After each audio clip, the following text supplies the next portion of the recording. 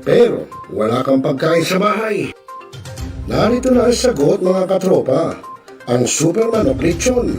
Napapawi sa inyong gutom at siguradong mapapa-analyze ka dahil sa tender juicy na jam mo pa at siguradong malinis at bagong katay buhat sa farm. Kaya super masalasa at pangmasa pa. Ano pa hinihintay nyo mga katropa? Takbo na sa Super Manok Panteño Siniluan at bumili na, baka maabusan ka, katropa.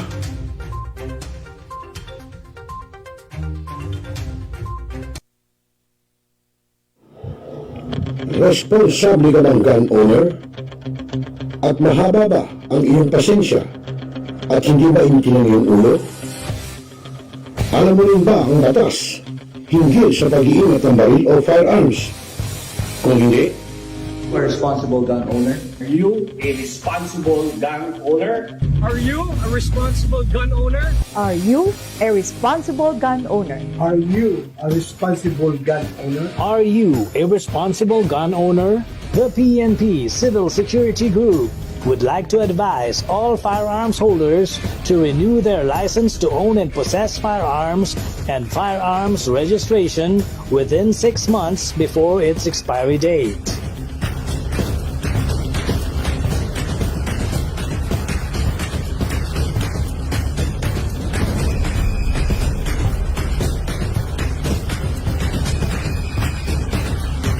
Tumawag na at makipag-ugnayan.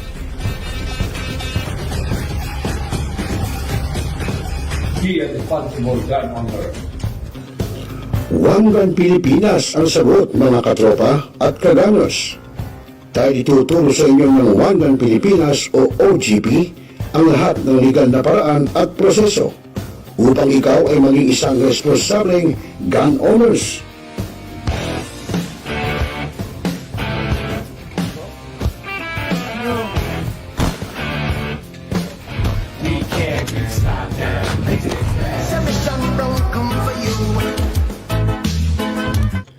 Ano pa hinihintay nyo mga kagamers? Sali na sa One Gun Pilipinas ngayon na!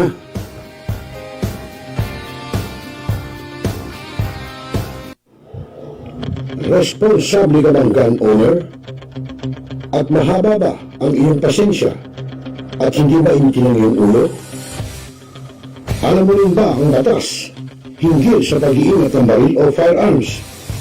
Kung hindi, A responsible gun owner. Are you a responsible gun owner? Are you a responsible gun owner? Are you a responsible gun owner? Are you a responsible gun owner? Are you a responsible gun owner? The PNP Civil Security Group would like to advise all firearms holders to renew their license to own and possess firearms and firearms registration within 6 months before its expiry date.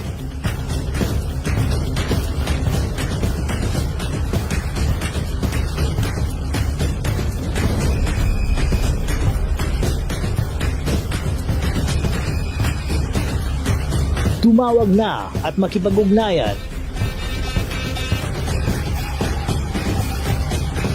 Be a responsible gun owner. One Gun Pilipinas ang sagot mga katropa at kaganos.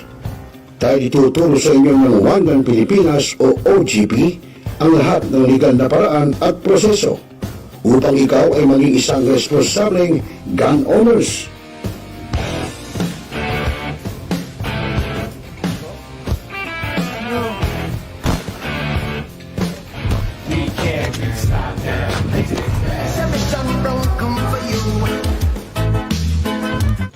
Ano pa hinihintay nyo mga kagamers? Sali na sa One Gun Pilipinas ngayon na!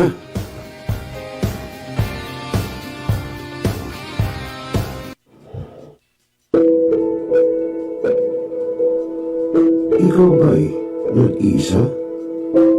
Nalulungkot? Dahil iniwan at ipinagpalit? Niloko? Nanging minamahal?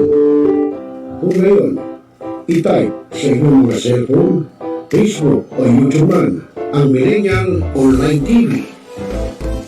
Dahil Nasa Millennial Online TV na ang online realista ng bagong milenyo, si Randall Villanos. Sana'y di magmahil ang dati kong araw nang di pang bata sa piling ni nanay.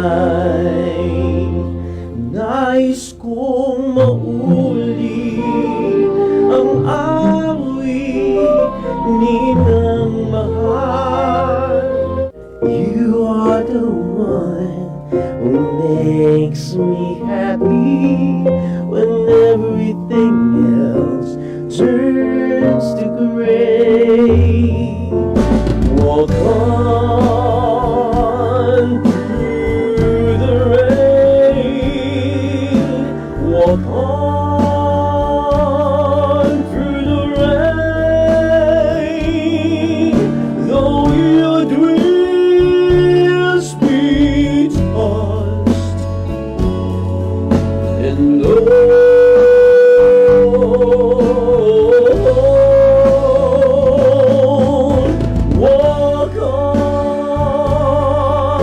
Walk on with hope in your heart. At haharanahin kayo ni Randall ng iba't ibang awitin para maibsan ang inyong inip at kalungkutan kahit nasaan man kayo. Hanggang sa tumanda. Come on.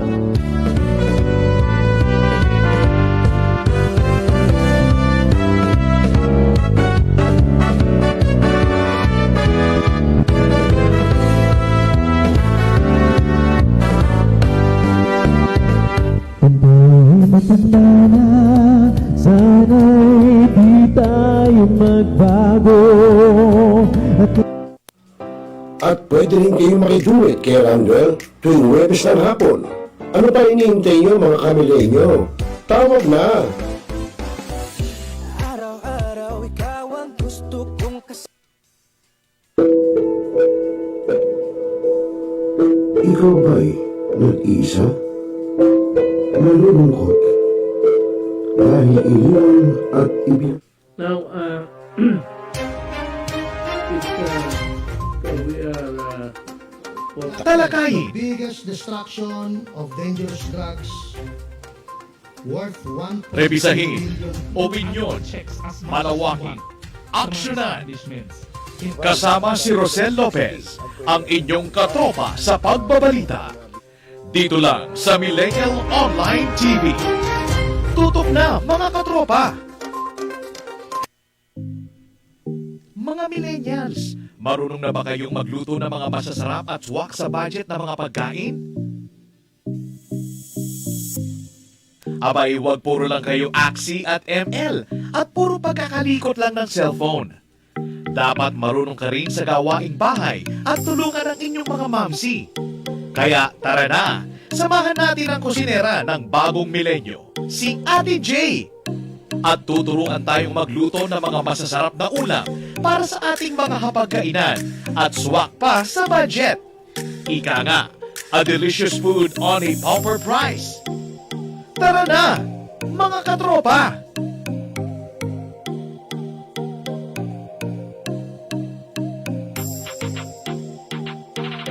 I-type lang sa inyong mga cellphone, sa inyong mga Facebook at YouTube, ang Millennial Online TV.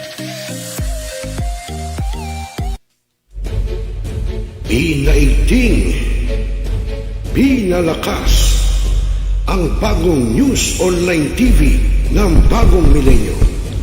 Millennial Online TV, ang katropa mo sa pagbabalita.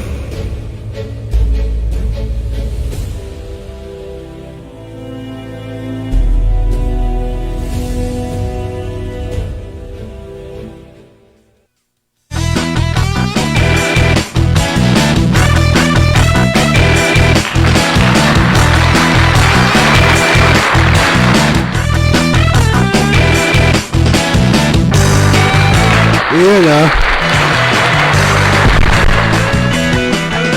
Oras na udyat, alas 7:40 ng gabi, Philippine Standard Time. At sa inyo na ang programang Tropa, Thursday edition.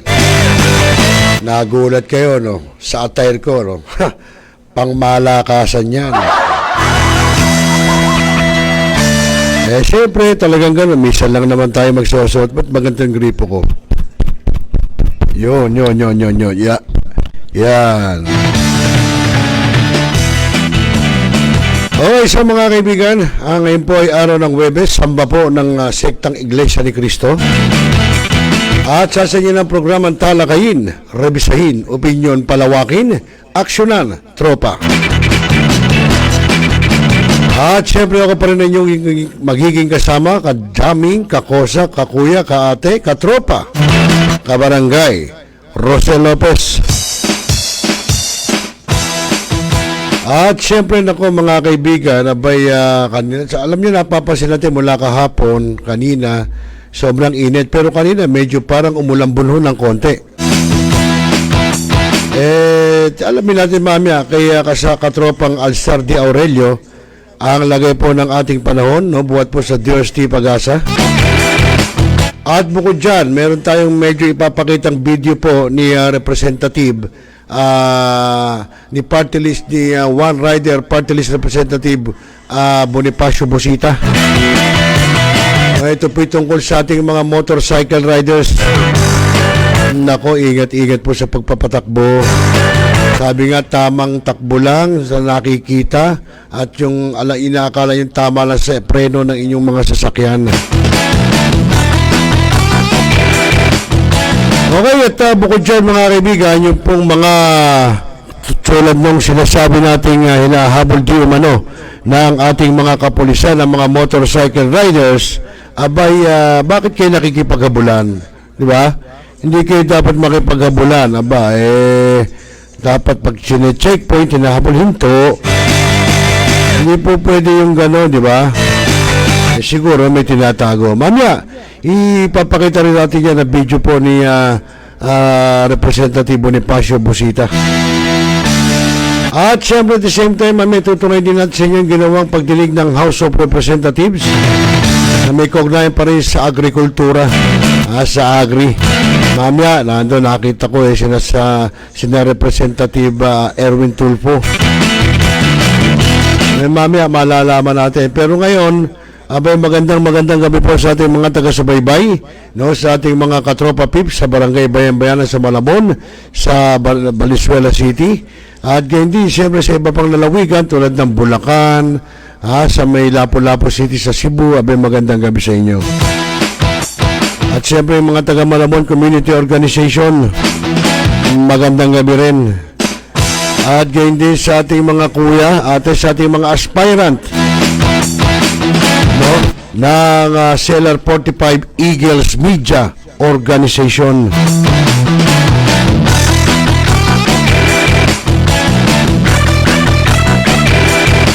At siyempre po ay yan yung ating mga kuya ate dyan sa ating grupo ng Eagle Media Organization. May magandang gabi sa inyo. Yan, katulad nila sila Kuya June, sila Kuya Angelo, sila Kagawad Dadad Pineda. At syempre yung ating mga legit na membro po ng media, sila Ate Gina Mape ng DWWW774, Your Music Radio. At ganyan din kay Kuya Neil Miranda ng DZME 1530. At syempre sila Bro Enteng Diaz, sila Kuya Teng Diaz ng Valenzuela City News Online, Kuya Marvin Dilloso, at si Kuya Edward. Kuya Edward, get well soon. Na-hospital noon ng Tuesday si Kuya Edward sumasakit daw ang kanyang tagiliran. Ano kaya findings?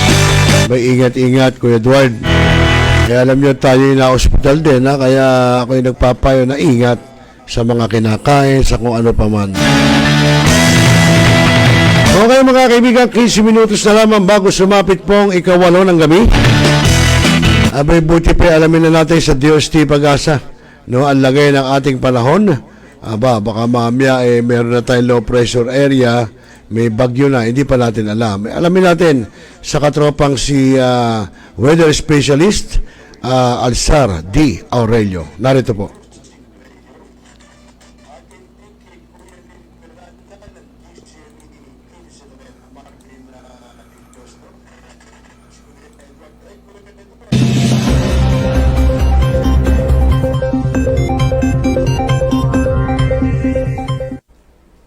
Magandang umaga po sa ating lahat. Narito po ang ating weather update. Inaasahan po natin ngayong araw na magiging maganda at maliwas na panahon sa bansa.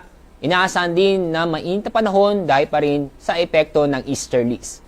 Yung pong amihan o northeast monsoon ay bahagyang pong lumakas at naapektuhan ang northern Luzon. Samantala, wala po tayong binabantayan na low pressure area o bagyo sa dagat Pasipiko, ganun din po sa loob ng ating Philippine Area of Responsibility.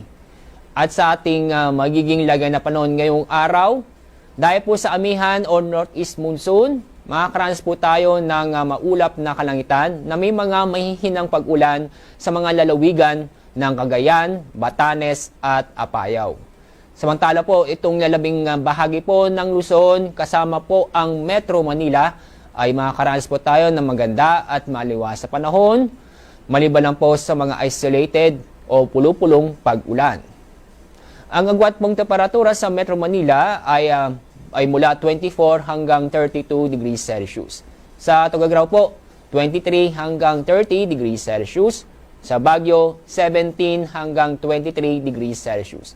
Sa Puerto Princesa, 25 hanggang 32 degrees Celsius. Dako tayo sa Visayas at Mindanao dahil po sa easterlies, bukod sa mainit na panahon inaasahan po natin, maganda at maluwas sa panahon, maliban lang po sa mga localized thunderstorm na kung saan mangyayari ito sa bandang hapon o gabi, na kung saan magbibigay ito ng mga biglaang buhos na ulan. Mataas po ang temperatura matatala ngayong araw sa Zamboanga at ganun din sa Davao na kung saan naabot ng 34 hanggang 33 degrees Celsius. Sa ating weather outlook mula bukas, Friday hanggang Sunday, itong easterlies ay inaasahan pa rin na magpapatuloy na makaka-apekto sa bansa. Kaya makakaasa pa rin tayo sa susunod 3 araw na mainit na panahon. Itong amihan o northeast monsoon ay patuloy makaka-apekto sa northern Luzon hanggang bukas. At yung makikita sa ating piling lugar sa bansa, sa loob po ng 3 araw ay magpapatuloy na maging maganda at maliwas sa panahon, maliban lang po sa mga isolated o pulo-pulong pag-ulan. Ang araw pong sisikat mamaya pong 6:08 ng umaga. Ang araw lulubog mamaya pong 5:26 ng hapon. Yan pong ating weather update mula sa PagAsa. Ako po sa Alzar D. Aurelio.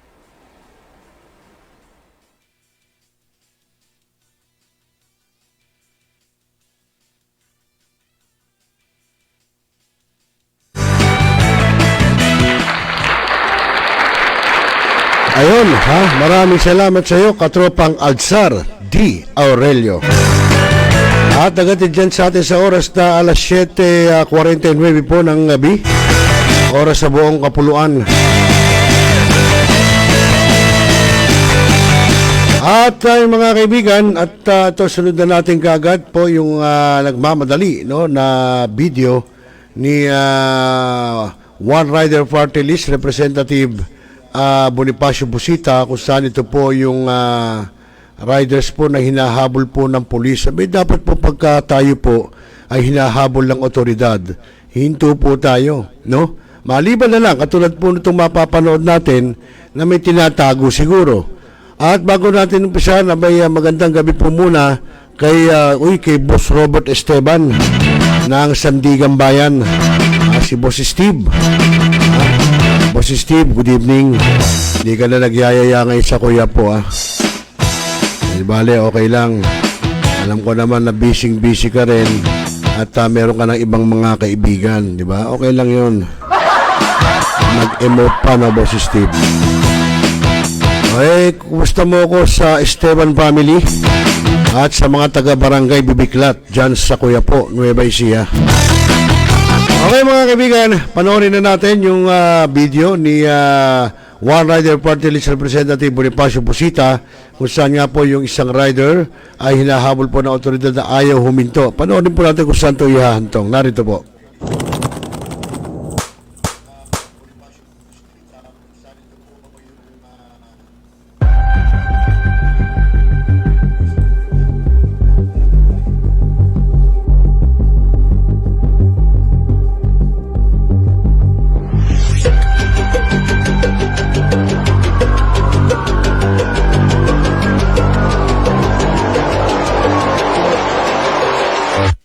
Come on.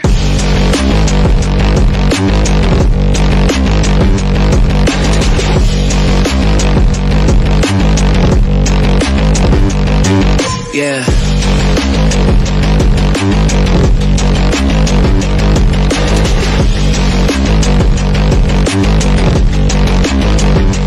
Come on.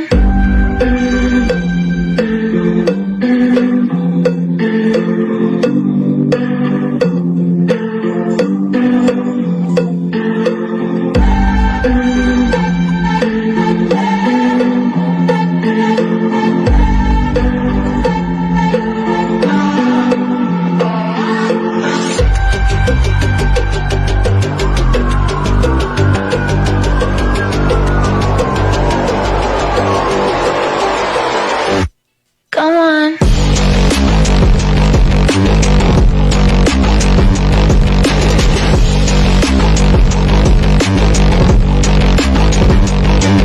Yeah.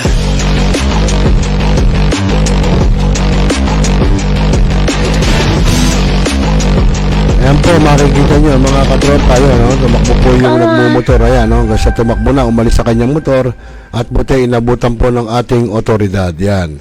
Kita nyo?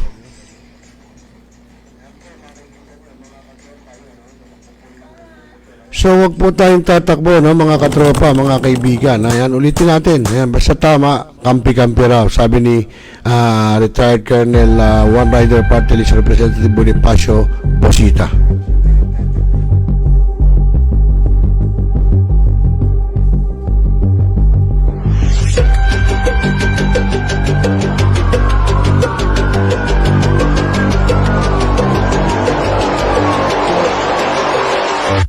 Come on.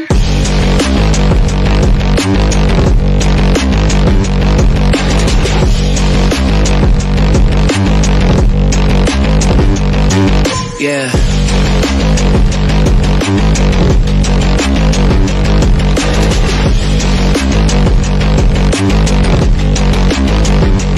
Come on.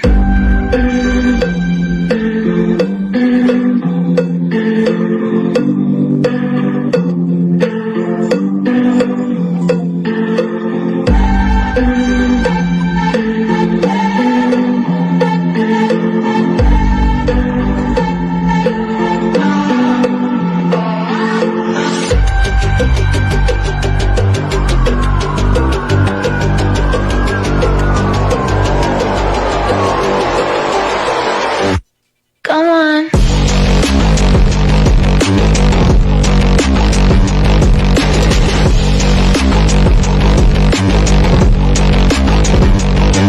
Yeah.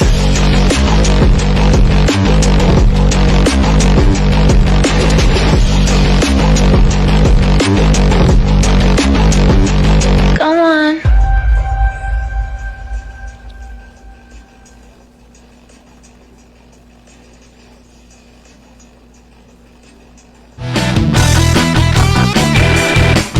Ayun, nakita niyo mga katropa, hinahabol siya, nakamotor siya, hinahabol ng ating PNP at talagang nagpahabol, hindi huminto. So nung nahinto, nung nasemplang na, nahuli siya, na-captured, tumatakbo pa rin. So tingin niyo mga katropa, bakit siya tumatakbo? Di ba? Dalawa lang yan eh. Either wala nga siyang papeles yung motor niya, hindi kasi naka-helmet, at yung kanya mga safety na dapat nakasapatos at nakatsinelas, or may tinatagong illegal, no? Ako yun sa akin, pero kayo pakiwari nyo. Kasi hindi ka ho para tumakbo, no? Ito, no, sa lahat ng ating mga motorcycle riders, kapag ka po ganyan, may checkpoint, may nahabol ka ng pulis, or pinapara ka, kung pulis, alam mong pulis, abay huminto ho tayo. No, as long na wala naman kayong tinatago, o pagpalagay na natin, yung inyong rehistro ng motor expired, o kaya wala kayong lisensya, abay huminto pa rin ho kayo. Mahirap po yung ginagawa nyo, tatakbo nyo yung ating otoridad. Paano kung halimbawang ang otoridad bigla kayong barilin dahil tumatakbo nga kayo, di ba? Siyempre ang instinct niyan, meron kang illegal na tinatago. So, sipin mo, sayang ang buhay mo, di ba? So, yun lang ho mapapayo natin sa lahat ng mga motorista, no? Maging kayo man merong lisensya o wala, meron mang rehistro o walang inyong mga motorsiklo. Ewan ko, Boss Steve, kung tama yung aking payo. Ano masasabi mo? Ikaw nga, hindi mo ako dinala. Wala mo ba ako na ospital ng 2 beses? Ha? Isang sa Fatima at isang sa may Kawayan Dollars. Pinost ko pa yon sa FB. Hindi mo man lang ako maalalang dalawin. Tsaka nung kaibigan natin. Okay lang. Wala naman problema. Ito na naman. Nakalabas na ako.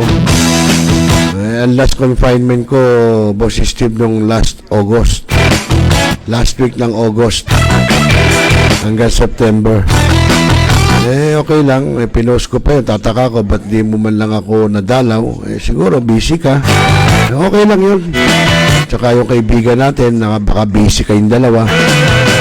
Pero okay lang yun. No worry. No worries, Boss Robert Esteban. Okay mga kaibigan, at alas 7:56 na ng gabi, Philippine Standard Time. At kasunod niyan mga katropa, abay sunod na natin, no? Ito naman yung, ito nga sabi ko siya, payo natin sa mga motorcycle rider, no? Ika nga sabi nila, takbong gwapo lang. Hindi yung parang kang nagugutom o CR na CR ka na kung magpatakbo. Ito panoorin yun, ako talaga namang grabe po. Narito.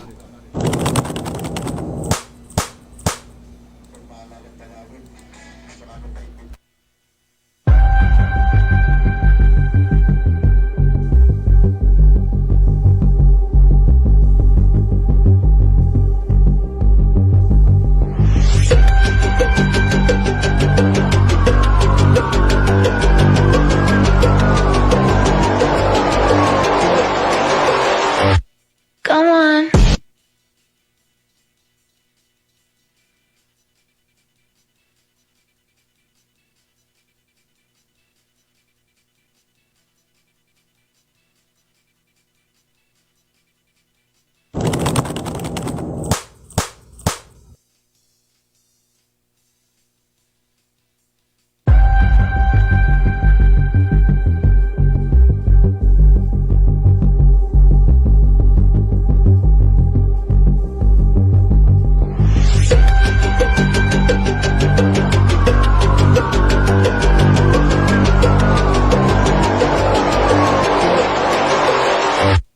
Come on.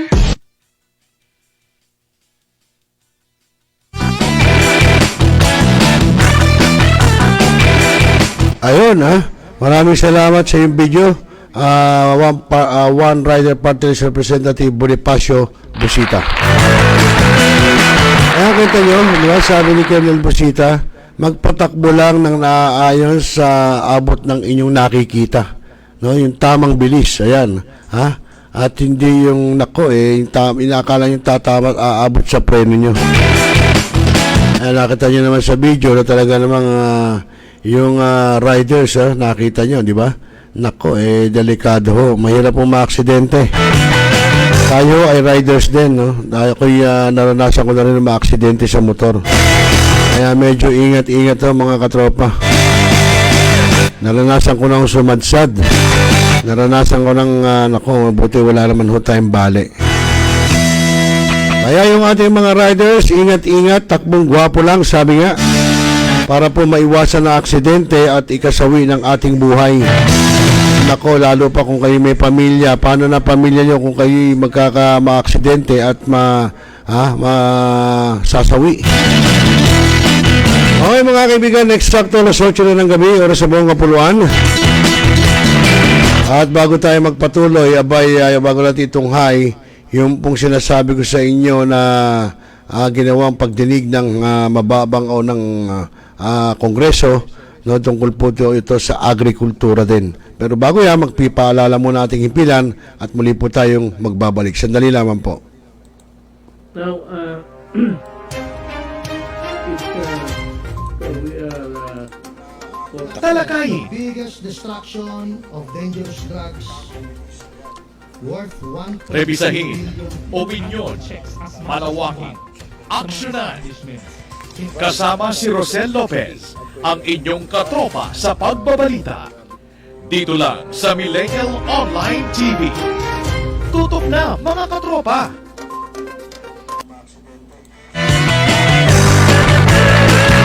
Okay mga kaibigan, at tuloy-tuloy tayo siyempre sa ating pa rin programang Tropa dito lamang sa Millennial Online TV News and Updates. At magandang gabi po Luzon, Visayas, Mindanao. Magandang gabi sa iyo Luz Biminda. At yung ating mga katropa, yung aking dating cameraman sa TV5 si Mark Castro. Good evening. At yung iba pa nating mga katropa dyan. At siyempre po ito mga kaibigan, ito ngayon na natin yung pong ginawa pong pagdinig ng Kongreso, no, tungkol po dyan sa agrikultura pa rin. Para malaman natin, ito'y mas maganda nga ho ngayon no, ang Senado, ang Kongreso ay itinutunghay na nila at para mapanood ng taong bayan yung pong nangyayari at ginagawa nila bilang mambabatas. No? So narito po mga kaibigan.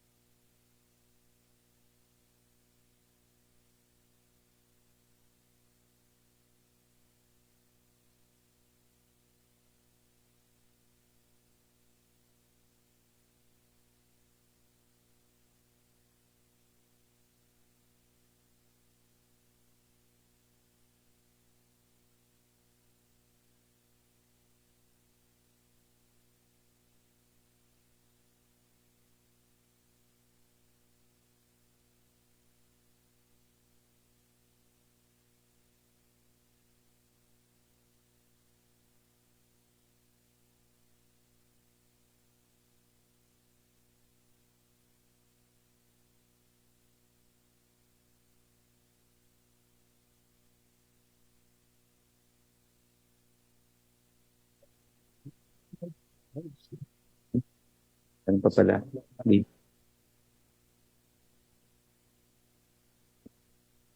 Hey, good afternoon. I guess we could start. The meeting of the Committee on Agriculture and Food is now called to order. Is there any motion to dispense with the calling of the roll? There's a motion from the Honorable Jose Alvarez. Any second?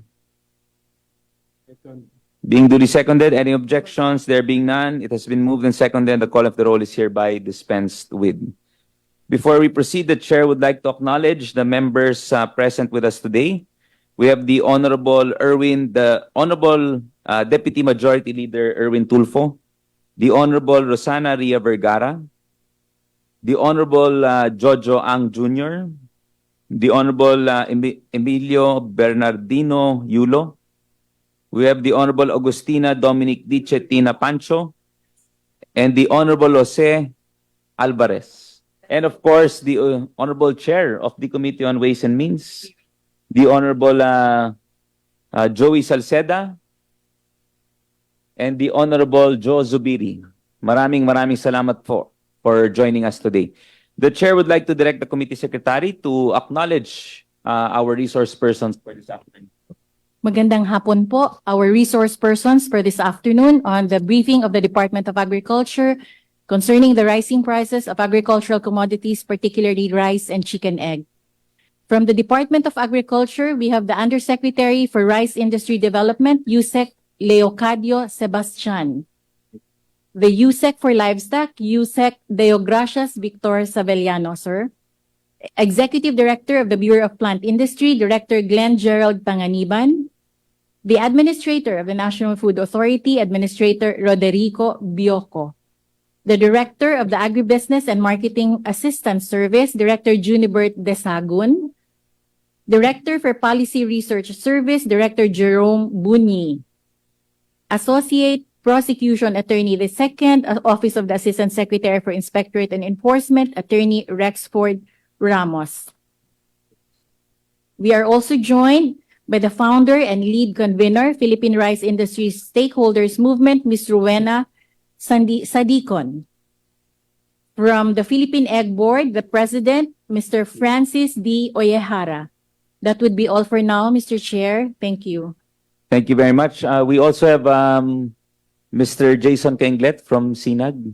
So to all our resource persons, magandang hapon and welcome to our committee hearing. Maraming salamat for taking the time with us today. Before we proceed, the Chair would like to issue a short preliminary statement. To our members and guests this afternoon, once again, thank you for joining us. We have requested the Department of Agriculture to brief the committee on the rising prices of agricultural commodities, particularly rice and chicken egg. The committee regularly requests for briefing from the Department of Agriculture in cases where there are uncertainty in food supply and rising prices of agricultural commodities, among other issues and concerns. It is our duty to inform the consuming public of the real situation as reports vary. We know that this time of the year is one of the busiest for all of us, but please bear with us. We need to keep everyone informed. We need correct information for us to assess the situation and help making the necessary steps to address such concerns and to avoid the same mistakes. Last November 20, the department, led by the Honorable Secretary, briefed the members of the committee on the status of the country's sufficiency in rice, corn, livestock, poultry, vegetables, and other key commodities. Today, we would like to hear the department about the rising prices of agricultural commodities, particularly rice and chicken egg. During the November 20 briefing, we were informed that as of November 14, 2023, we have a rice supply which could last up to 80 days and supply of chicken egg to last up to 54 days, among others. This briefing was initiated by the Honorable Speaker and, of course, our Deputy Majority Leader, the Honorable Erwin Tulfo, after visiting several markets during the weekend where they observed that prices of rice and chicken egg were high. We all know that chicken egg prices are higher during the holiday season, but before the situation gets out of hand, the Speaker would like to know the steps being undertaken to address the rising prices of agricultural commodities, particularly rice and chicken egg. So we hope that after this briefing, everyone will be enlightened and guided on its next steps to help address the said concern. So at this point, may we now call on the Department of Agriculture to brief this committee with regards to the current situation of the rising prices of rice and egg. Yusek Leo, kayo po bang... sige, baka we could begin with rice. Yeah. Good afternoon, Mr. Chairman. Good afternoon to the honorable members of the committee.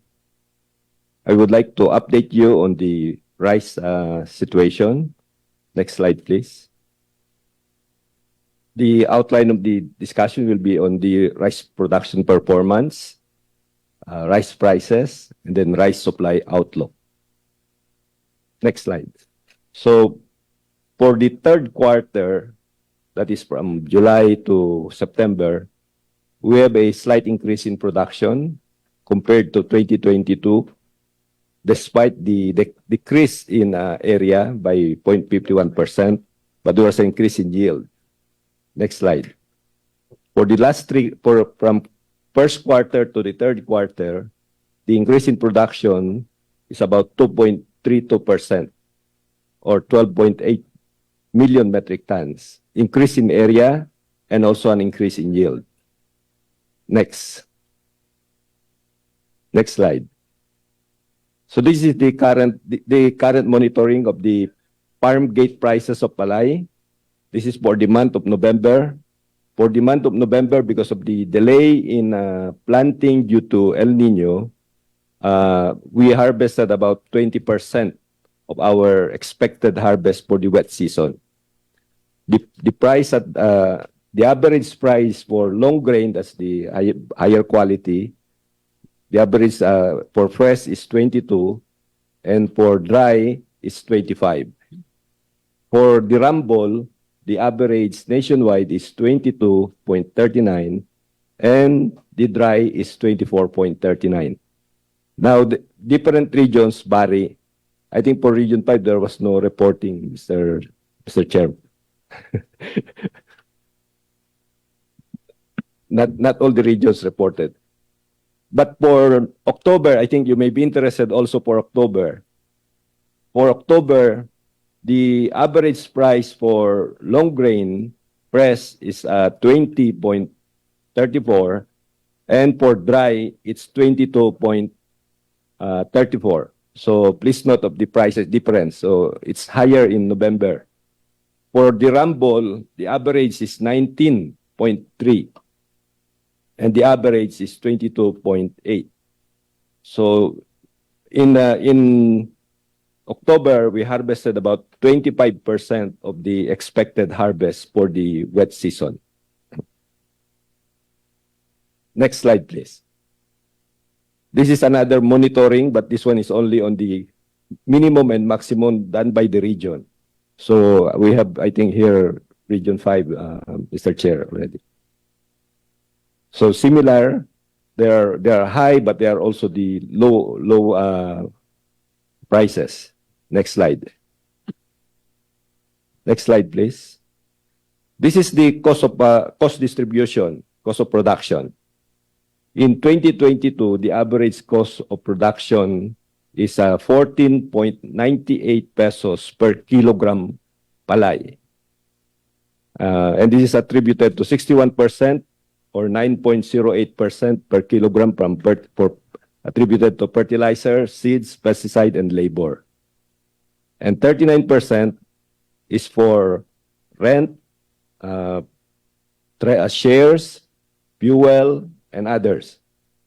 Now, the fuel, if you look at it, actually comprise a big chunk of the expense.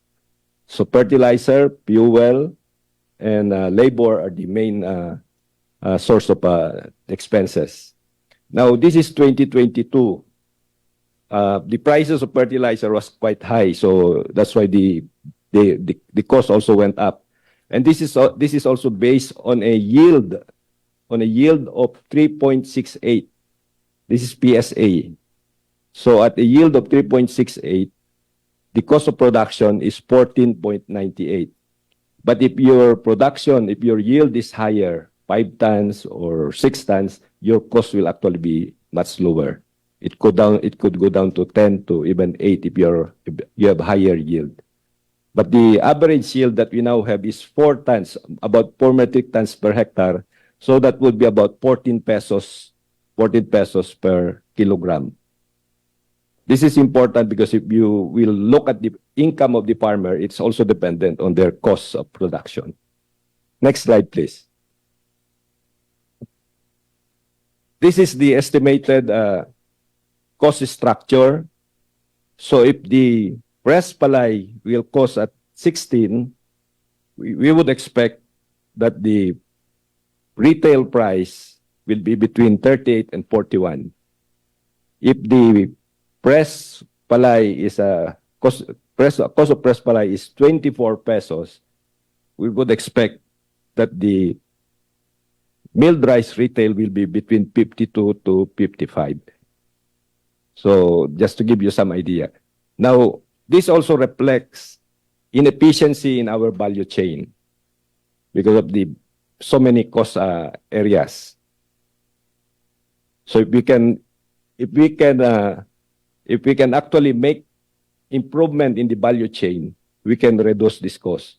So if there are areas where we can reduce the cost of rice, it will be improving the productivity, means increasing the average yield, and also improving the value chain. Next slide.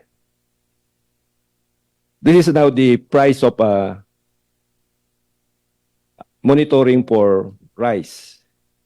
This is being done by the AMAS, Agriculture Marketing Assistance Group of DA. So what we are seeing here is that the well-milled rice is increasing from 47 to 48 to 49. It's now about 50. And the regular milled from 42, 43, 45 on average.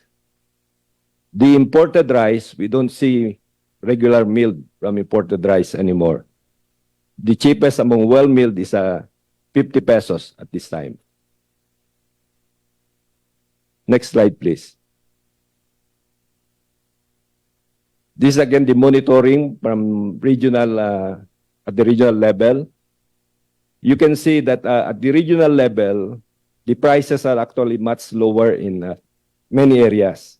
You can still find rice that are 41, 38, 42, much lower than the Metro Manila prices.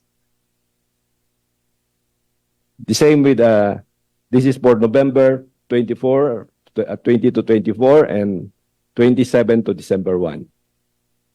So, iba-iba yung presyo. Pag sa probinsya, maraming mas mura pa rin. Next.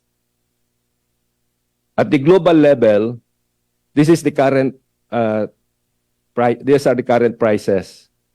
For 5% broken, Vietnam is about 663 dollars per metric tons.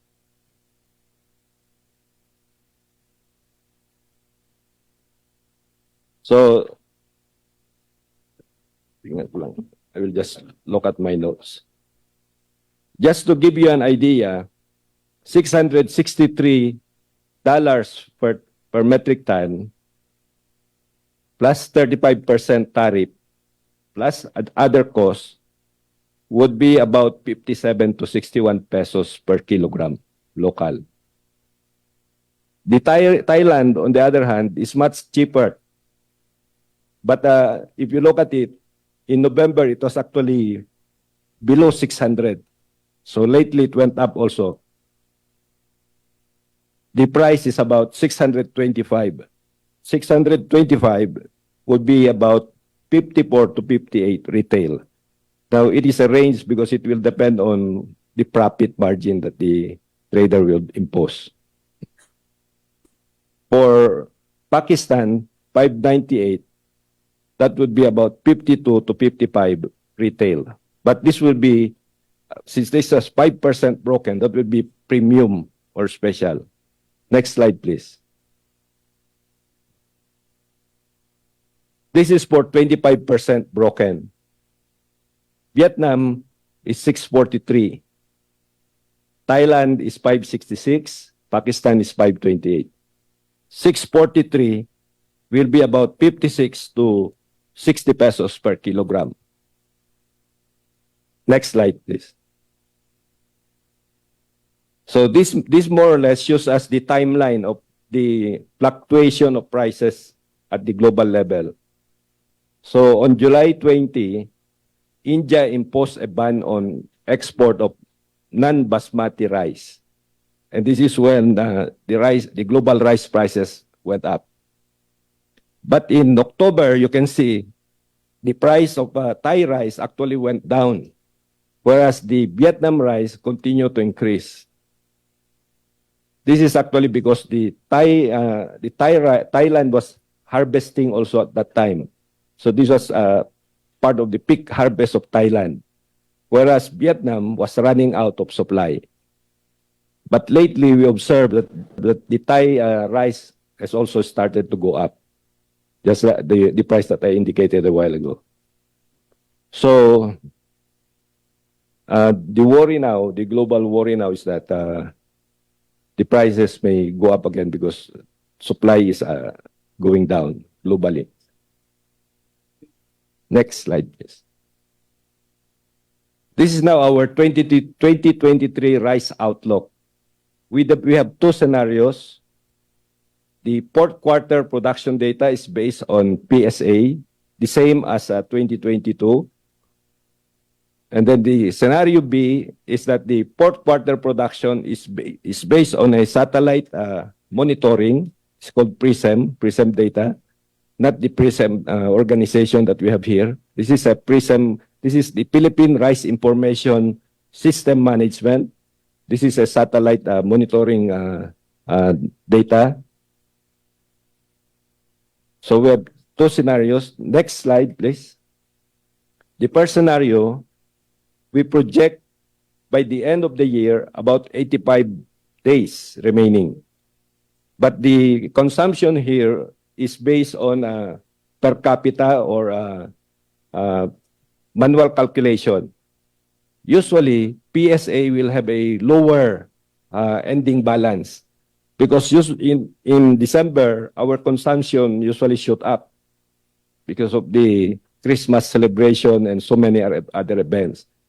So we would expect at a safe level 65 days and at a what they call this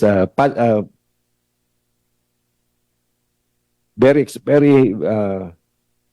high level of 85 days ending balance. So if it is 65 days, that will last for 2 months. If it is 85 days, that will last for about 3 months. Next slide, please. Now, this is a more conservative estimate based on satellite data. But the satellite data that we are using has a smaller area estimate by 170,000. It's less than 170,000. The projected harvest production is about 19.773. This is almost the same production as last year. But if you use the area that is projected by PSA, using PSA data, it will almost be the same as the outlook that I've shown a while ago. So here, the ending balance will be about 80 days. Now, this is assuming there will be no more import arriving in December. Next slide, please. Rice outlook for 2024. Now, here we have scenario C and D. We are assuming that 20% of the 280,000 hectares expected by NIA to have less water, means say the irrigation will not be as good as in other places. To vulnerable areas, we expect, if we assume that in this 280,000 hectares, 20% of that vulnerable area will have a reduction of 20%, and 80% of that area will have a reduction of 10%. That's scenario C. Scenario D will be if that 20% of the 280 will have a yield reduction of 30%, and the 80% will have a reduction of 20%.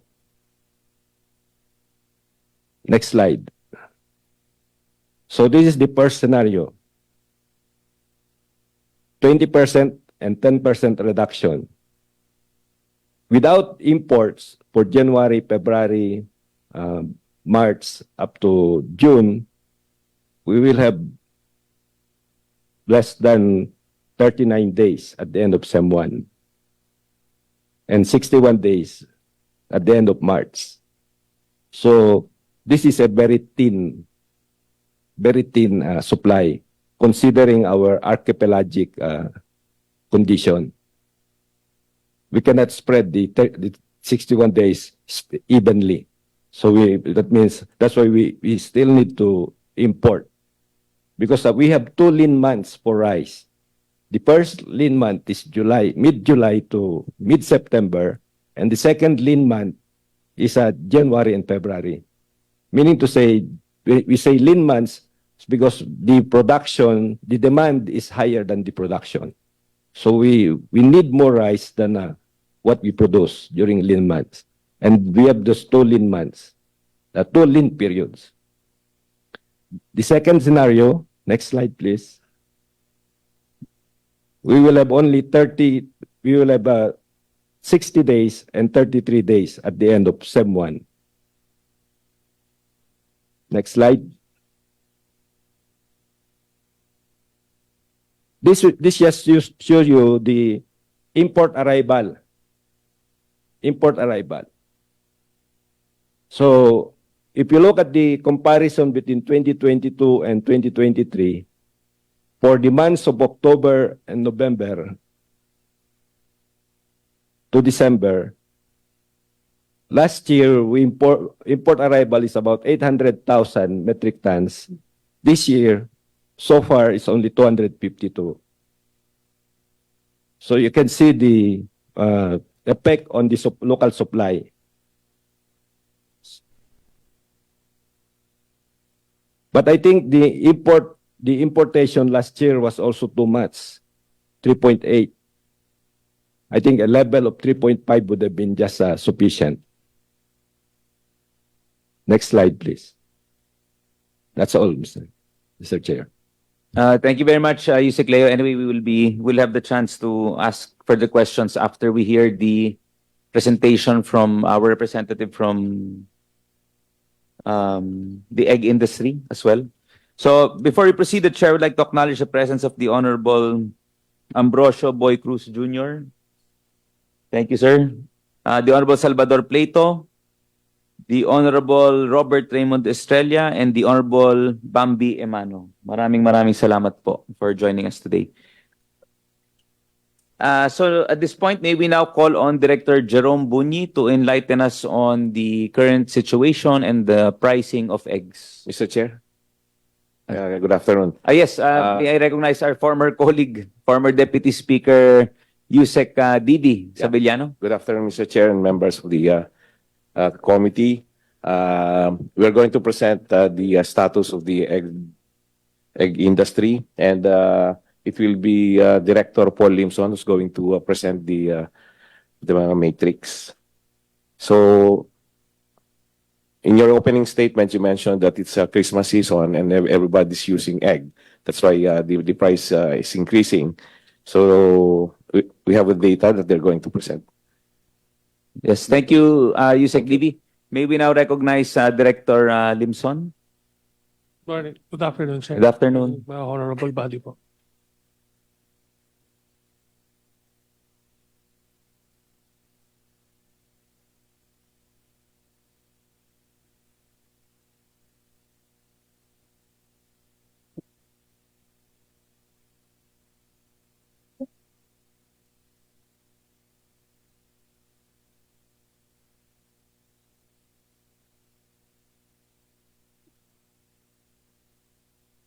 Mr. Chair, Director Yimson is Director of what?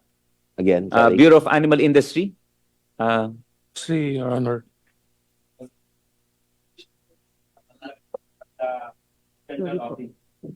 Yes, yes.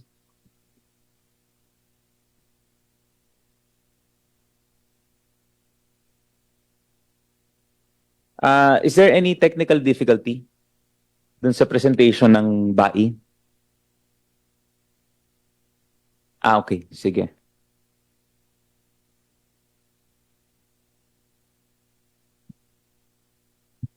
Just to inform the body, the committee is in receipt of a letter from the Honorable Secretary that he will not be able to make it today. Briefly on the, he is currently meeting the Honorable Arlene Brosas and who represents also a small group of farmers in their office today. So we thank the secretary for sending us at least a letter dun sa on the reason kung ba't wala siya dito. And please extend our greetings, our congratulatory greetings to the secretary for his confirmation yesterday. So thank you. Comsec, wala pa rin yung presentation. Mr. Chair, while waiting for the presentation. Yes, the Honorable Bati. As I was scanning through the minutes of the previous meeting, I was able to ask the Department of Agriculture regarding not only for the status of last meeting was about beef and pork, and for the small ruminants for goat and sheep, and maybe the program for alternative protein like rabbit, but I can't find it in the minutes, Mr. Chair. Yes.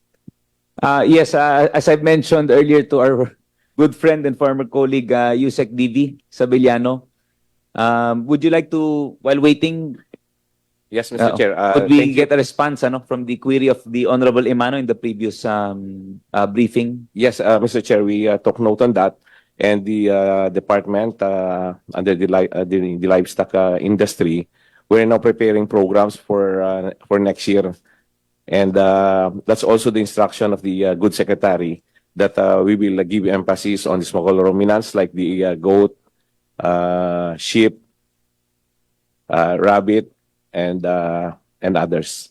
So we are assuring the good Congressman Bambi Amano that regarding the development of the small ruminants, rest assured that the department will give priority on that.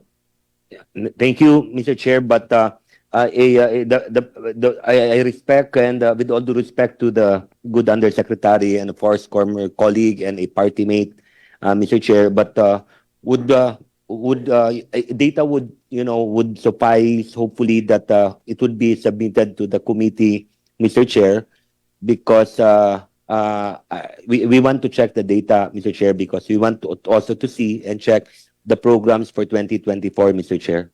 Yes, Yusek DV, may we at least request that we get a copy? We will send you within the week. Yes, Mr. Chair. Yes. Thank you very much. Thank you. Thank you, Mr. Chair. I think the screen is ready. Comsec? Okay, sige. Director Paul Limson. Thank you, Mr. Chair. Good afternoon po. The first three slides are scenario for demand and supply outlook for chicken egg. The Q1 to Q3 is based on PSA data, while the Q4 are based on BAI estimates. It is assumed that each person in the Philippines consumes around 100 eggs per year. So yun po yung baseline natin na computation. So for the technical notes, medyo maliit lang po siya. As I've mentioned, Q1 to Q3 is local production is based on PSA data converted to number of eggs per kilo. So 1 kilo of medium eggs is equal po to 21 pieces of fresh eggs. Q4 production data is based on BAI's life cycle model or for layers. The egg production estimate is based on the local inventory of the day-old pullets and the monthly arrival of parent stocks, day-old chicks, and parent stocks hatching eggs. Imports, both of which are used to project the number or population of day-old pullets for egg production. Layer life cycle model does not consider the effect of interventions, died, culled, or disposed chickens due to avian influenza based at the AI task force report were already accounted in the layer life cycle model. So for the demand estimate assumptions for our 2023 population is more than 112, almost 113 million, per capita consumption of 100 eggs, and a total of 30 million 30.93 million eggs per day ang consumption natin. So if you see po the chart, for the total supply for the year, we have 15 billion eggs po as a total supply. And for the total demand is 11,289,278,000. So our beginning stock po for local production is for fourth quarter projection is 3.9 billion. Yung demand po is 2.845 billion.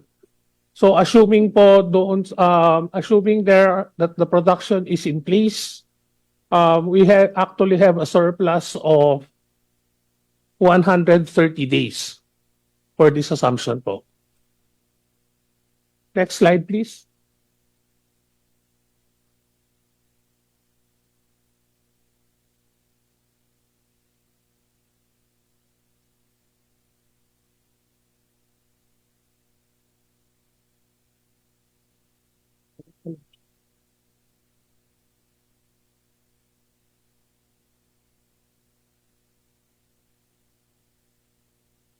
Okay. For the next slide, the technical notes indicate that quarter one to quarter three are still based on local production is based on PSA data. PSA data converted to number of eggs is still 1 kilo medium, is equivalent to 21 pieces. Quarter four production is based on estimates using the average rate of PSA production data from 2012 to 2022, or 100 pieces of per capita of eggs per year. And the demand population is still pegged at almost 113 million, for a total daily consumption of 30.93.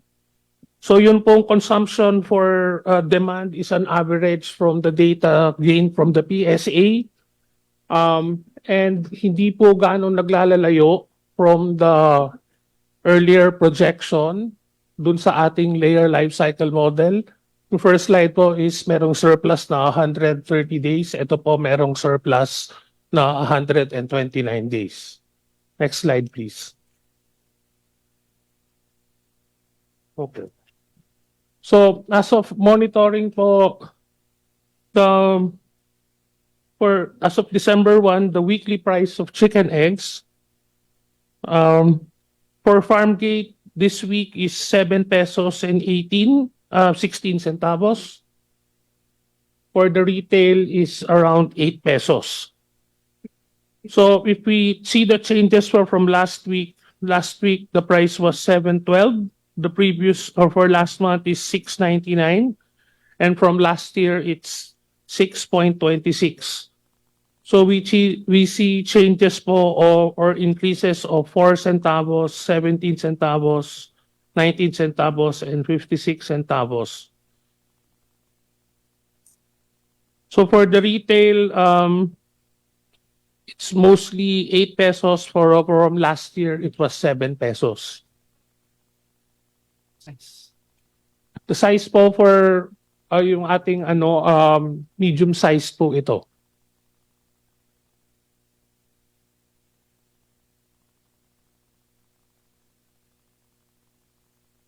Next slide.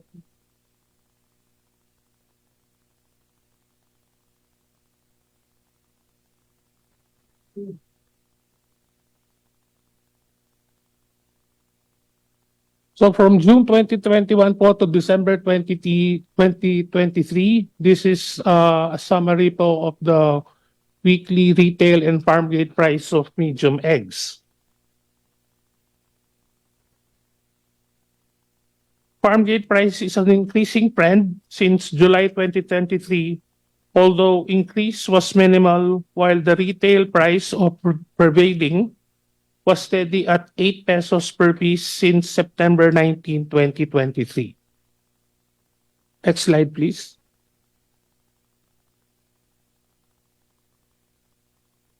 So this table shows the movement of farm gate prices from 2021 to 2023. Again, farm gate price this year was lower compared to last year from week 29 or from July 7 to 23 to week 37 or September 11 to 17.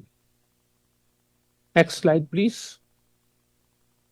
For the retail price of medium eggs, this table shows the movement from 2021 to 2023. Retail price this year was lower compared to last year on week 31, July 31 to August 6 only. Next slide, please. So this table shows the weekly price of major feed ingredients from January 2022 to November 2023. So we may note that there are some feed ingredients who have an erratic price in the market, which contributes to the unstable prices of eggs as part of the production. Next slide, please.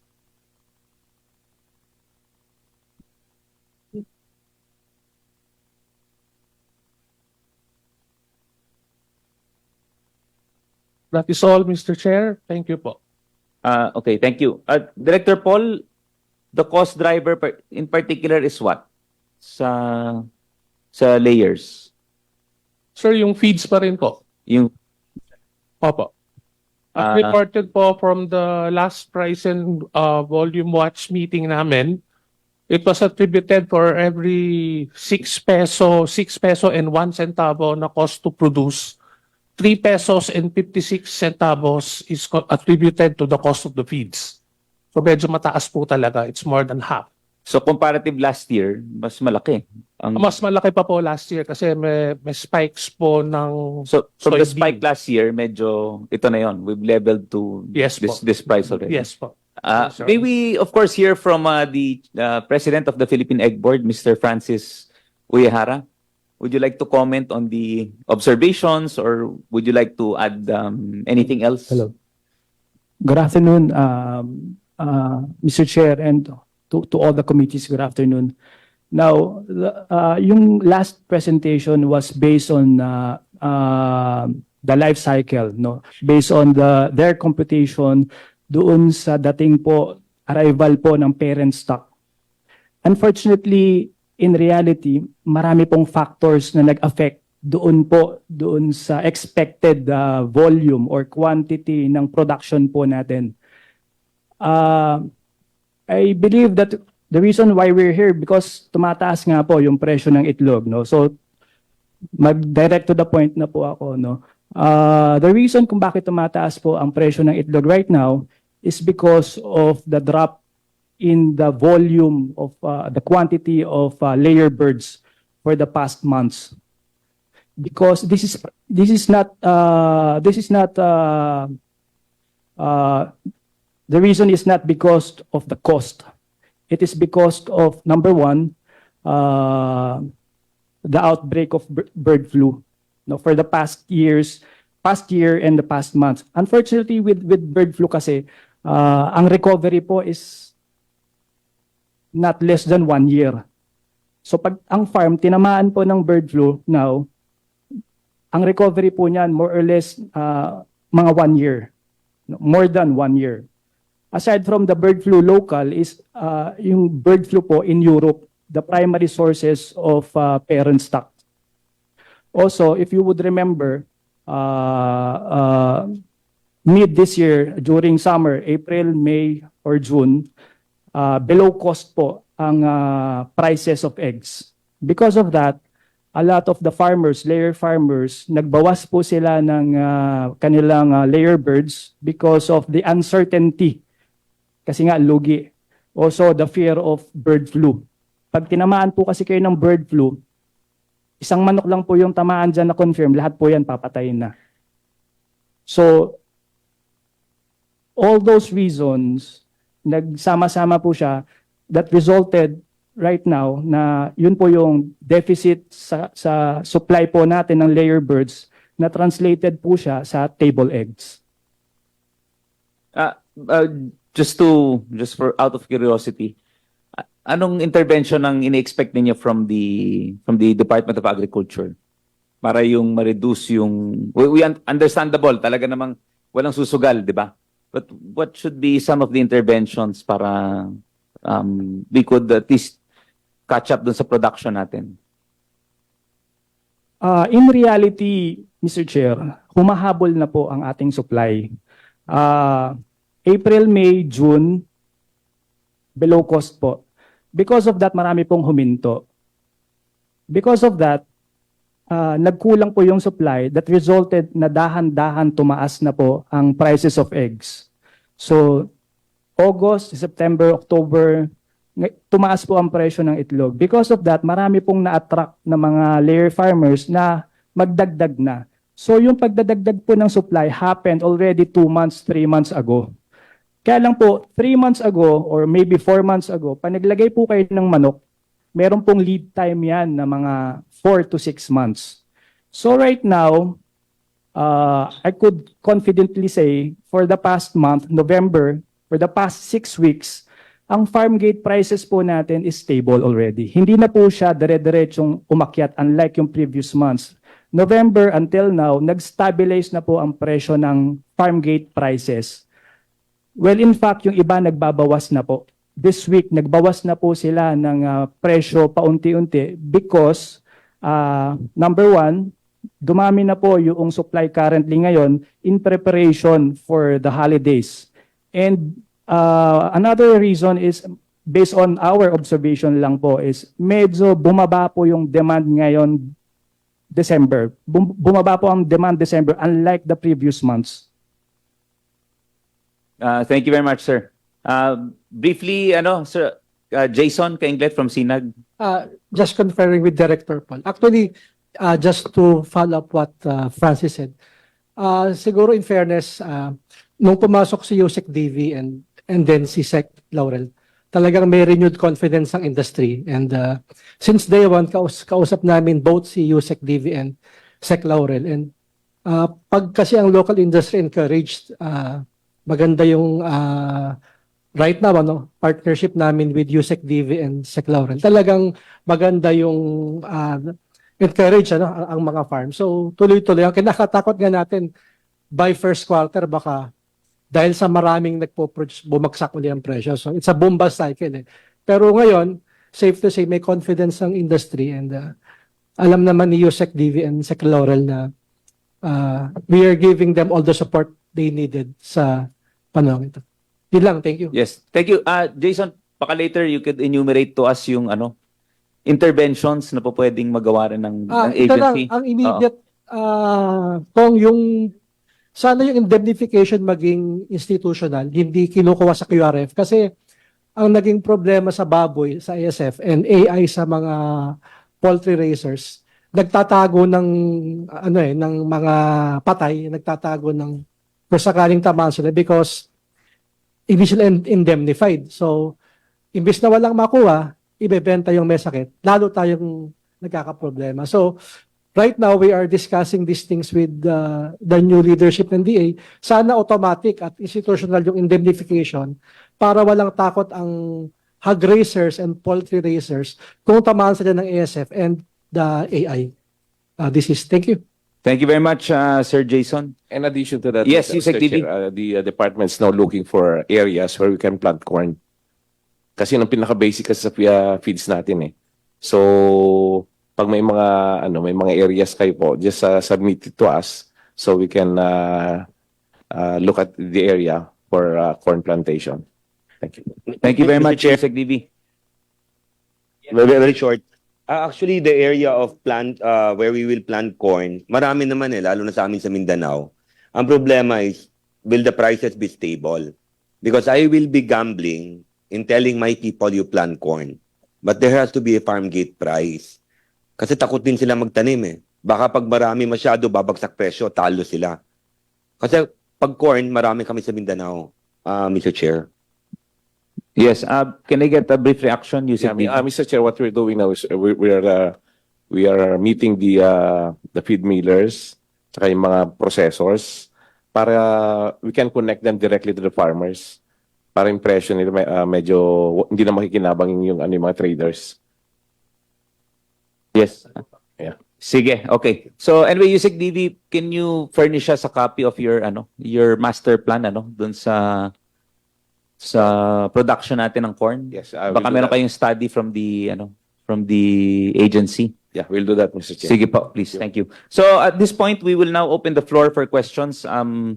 Just to remind everyone that we also have representatives from the private sector. We have Ms. Weng Sedicon from PRISEM.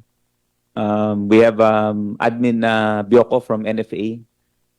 We have Director Junibert from AMAS. So you can direct your questions to our other resource persons with us today. So first on the list is the Honorable Deputy Majority Leader Erwin Tulfo. For those who would wish to ask questions, Comsec, can you please get in touch with all our members kung sinong interested to ask questions. May we now recognize the Honorable Deputy Majority Leader Erwin Tulfo. Thank you, Mr. Chair. I would like to direct my question to the DA or to NFA. Around July, August, or September, we were promised na rice prices will stabilize after the harvest season, like around November, December, about this month. Ang problema, nung pag-ikot po namin ni Speaker, wala po kami nakitang bumaba na presyo ng bigas. Rice prices maintained at 52 plus 60. May nakita po kami trader or retailer na nagbenta at 46, 48. Siya lang po mag-iisa. The reason when he was asked was simply na mataas pa rin po ang bigas eh. I don't know if it was NFA or DA or the traders were saying bababa ho ito. Everybody was anticipating bababa ang presyo ng bigas because mag-aani.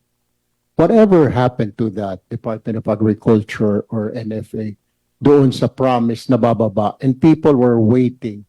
Kaya nga naglagay pa po tayo ng rice price cap ang Pangulo, eh wala rin. So, whatever happened to that? Bakit hindi po bumaba? May we get a reaction, Yusek Leo? Who would be best to answer the query of the Honorable Tulfo?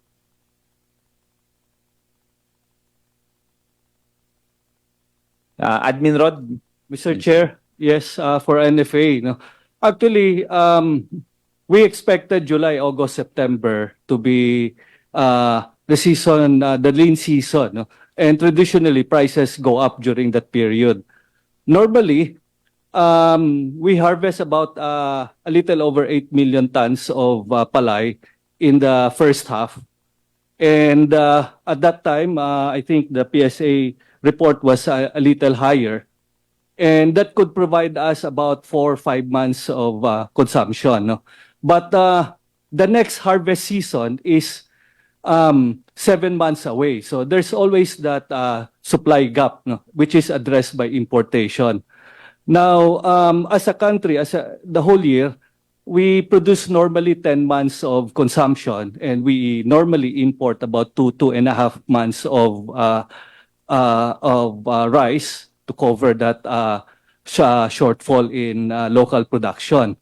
In fact, in 2022, we imported 1 month more compared to 2021. So it may be an indication that there's a shortfall in production between 2021 2022, although it's not reflected in the official statistics. So we couldn't, as we're supposed to be governed by official data through our PSA. No? So, but our agency, just because we're a risk management agency, no? So we have to apprise the president, the secretary at the same time about the risk that we may be facing, despite what are the official figures. So one of them is the low offtake of fertilizer, no, among our farmers, and that would spell a big difference in yield. No? So those are risks. And then also, of course, because of the speculation of the lower production, not just locally but internationally because of El Nino. There will be positioning of inventories, not just by the private sector but also among countries, in their government to put up bigger buffer stocks. In particular, Indonesia, that announced late in March that they will buy at least 2 million tons, and that would spell a big difference in the market because Indonesia has not imported significantly in the past 3 years, 4 years. So there would be price pressure in the world market, and that somehow would also pull up the prices when Vietnam and Thailand finish their dry season crop after April 20 of this year. No, so after that there's a rising trend. No, although there's another production towards May June in Vietnam, but the price pressure because of Indonesia was too much and prices in the world market went up, and that coincided also in the low supply of our country, July, August, September. Somehow the import parity this time is higher than the landed cost is higher than for imported than the local production. So all of this confluence of factors pushed up our prices in the market. Now it's only sometime in September, late September, that we're starting to harvest again, and there were some already reprieve in the prices, and yet still there is an upward pressure in the market. Now, as NFA itself, operation of NFA, we're limited to calamity relief. We're still tasked to provide stability in palay prices in favor of our farmers by giving them the minimum price. Guaranteed Yes, price. just to, I'm sorry, Yes. admin. May I inquire kung magkano po nagastos ninyo dun yung sa pambili natin, itong sa harvest season? Because the last time we met, I think August, tama ba yung si Cleo? Yeah. You still had 8.5 billion of the 9 billion pesos. Yes, Sa Mr. Chair. procurement. Yeah. So, itong season na to, magkano nang disburse ninyo? Ang na-disburse natin for the year, for the season. For the year? For the season. About 1.2 about 1.2 billion lang, no? So Director, which means you still have 7 billion Yes. patapos na ang taon.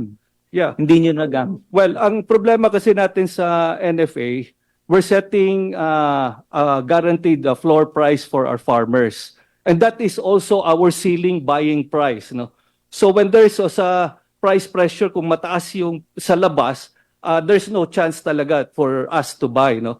The presumption then is there's a surplus in supply wherein prices would soften down to that below the guaranteed price, and we're going to save the farmer. In the process, then we build up our buffer stock.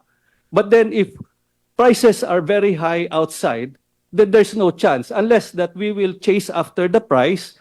No, we wanted, actually we increased it to 23, we wanted 25 or even higher, but that is going to be inflationary on the part of the government. No, so, and we don't want that. We just buy 5-10% of the market. That's our target.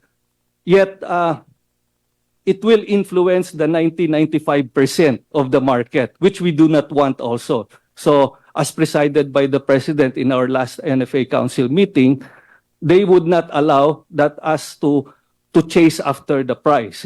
Otherwise, it will aggravate price pressure. And that happened already this year in Indonesia, wherein they increased twice their minimum buying price from the farmers, and yet they were only able to buy less than 5% of their target. So they were not able to buy. That's why they decided just for government to import, regardless of what's what's the effect of that in the world market. No? So, in Mr. other Chair. words, we haven't bought our target. Mr. Chair, I'll just limit my questions, like 1 to 2 questions for the NFA, and then we go to the eggs kasi marami tayong mga kasama na nakapila. Administrator, Mr. Chair, so we've heard the problem. Mataas, etc., konti, ani. So what do we plan to do with this? Ang importante is the reason why we're here. That's why this hearing is called, to find a solution na magiging affordable ng bigas ngayong magpapasko, December. Magiging affordable yung mga itlog. So what do we plan to do? Do you have any solution for now? Lalo yung sinasabi niyo ho na meron pa pala kayong natitirang budget na ilang bilyon.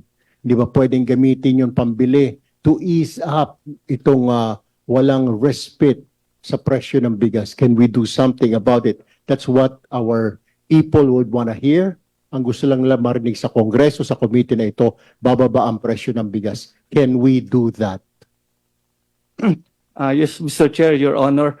No, ang recommendation natin sa presidente for immediate, no, we have also for the next cropping season, no, to expand production under the National Rice Program. But in the meantime, we're trying to expand supply. No, NFA buying local will not expand supply. No, it will be coming from the same pool. So palay prices have shot up to 30 pesos, as much as 30 pesos already. No, and we cannot be party to that. You know, inflation cannot be driven by government. It should be market driven. So our solution is to make that supply expand. So the function of NFA is no longer allowed. No, I mean, we're no longer allowed to import. So we can only make policy recommendation. Now, traditionally, we import from Vietnam and Thailand, and prices have gone up so high. So our recommendation to keep Vietnam and Thailand prices in check is to seek alternative supply. No? And since India actually banned the export of rice since July 20, non-basmati rice, but they allowed for a G2G na transactions, no, for humanitarian purposes, and they did allow us to 295,000 metric tons of white rice to be exempted from the ban, and that is on a G2P, you know, government to private sector arrangement, and we're encouraging the importers to avail of that so that we will be able to expand our traditional source of supply, not just from Vietnam and Thailand, but also India, which plays a big part in the supply in the world market. So the talks are already ongoing. We're going to have initial shipments from India within this month of December. But there's still some resistance, Your Honor, because of the perception that Indian rice quality is inferior and would not, of course, match Vietnam and Thailand. Yet the prices from India is still very, very high. No, they were hoping that prices are lower, but India imposed 20% export tariff, no, to keep also on their part 20% export tariff that will add another $100 in their prices, because they want also to tame their domestic prices to go below $400 ex-mill because of inflation purposes, and it's a big election issue for India. So those are the things. But for now, what we're looking at, we hope to get alternative sources and expand supply. And then cost may be somehow, hopefully later on, will be tempered by the additional supply, although we know that prices in the world market is going to be very, very tough for our consumers. So, Mr. Chair, in short, what are you telling us na bababa ang presyo ng bigas ngayon December? When the Indian import? I think, Mr. Chair, Your Honor, together with the renewed interest to import, because we encourage the industry to play their part, because we need to import around 320,000 tons, so 300,000 tons a month to keep the supply stable. And hopefully with that, we can keep the prices stable too, no, as a fact. But October, November, volume went down, no? Also last July yata bumagsak din, no, to below our targets in terms of supply stability. We can say, Your Honor, is actually we will have more supply by December. Prices is something that we hope that will go down, but considering that there is no more supply from the local market, these are all secondary trade already going into the intercity and Golden City at 30 pesos. Unfortunately, there will still be a challenge in the prices of rice for December. But what we want is stability in supply first. All right, Mr. Chair, before I go to the Egg Board, may I call on a representative from PRISM? Tama po ba yung farm gate price? Kasi narinig po, nag-meeting po tayo dati, if you can recall, di po ba? Bago po naglabas ng price cap, temporary lang po ito, sabi ninyo, bababa din ito. Whatever happened to that? Tama po ba itong farm gate price ngayon? Kasi ang sinisisi ng retailer, mataas daw po yung farm gate. What happened? Good afternoon, Mr. Chair, and to all the members of the committee. Yun pong sinabi na sa presyo ng farm gate price. After po ng ating meeting, we had a price cap. And at the time, ang presyo po ng palay noon ay, ng bigas rather, is mataas talaga. Pero sinasabi po natin na mag-harvest season na at the time, and we're expecting that magpo-progress to dahil nga po dadating na yung presyo ng mababang presyo ng palay. During the time of 2 weeks po ng price cap, nag-struggle po talaga ang ating mga stakeholders. Sinalo po namin ng mga traders, ng rice millers, and then ng retailers ang price cap. And pero nakabili po kami ng presyo na at that time about 17, 18, 19, which is good, up to 20. Nung nagbigay po ng presyo na nagdagdag ng presyo ang NFA ng up to 23 pesos, that was actually okay. However, nun pong nag-announce din po, hindi naman po sa lahat ng buong bansa ang pagbili ng NFA ng 23 plus 2 plus 1 na incentive, I think particularly in Ilocos region. It also affected the price na nag-shoot up na naman po yung presyo. Ngayon po, ang presyo ng fresh, halos wala na po kasi ngayon. So, umabot po sa up to 24, 25 pesos ang fresh.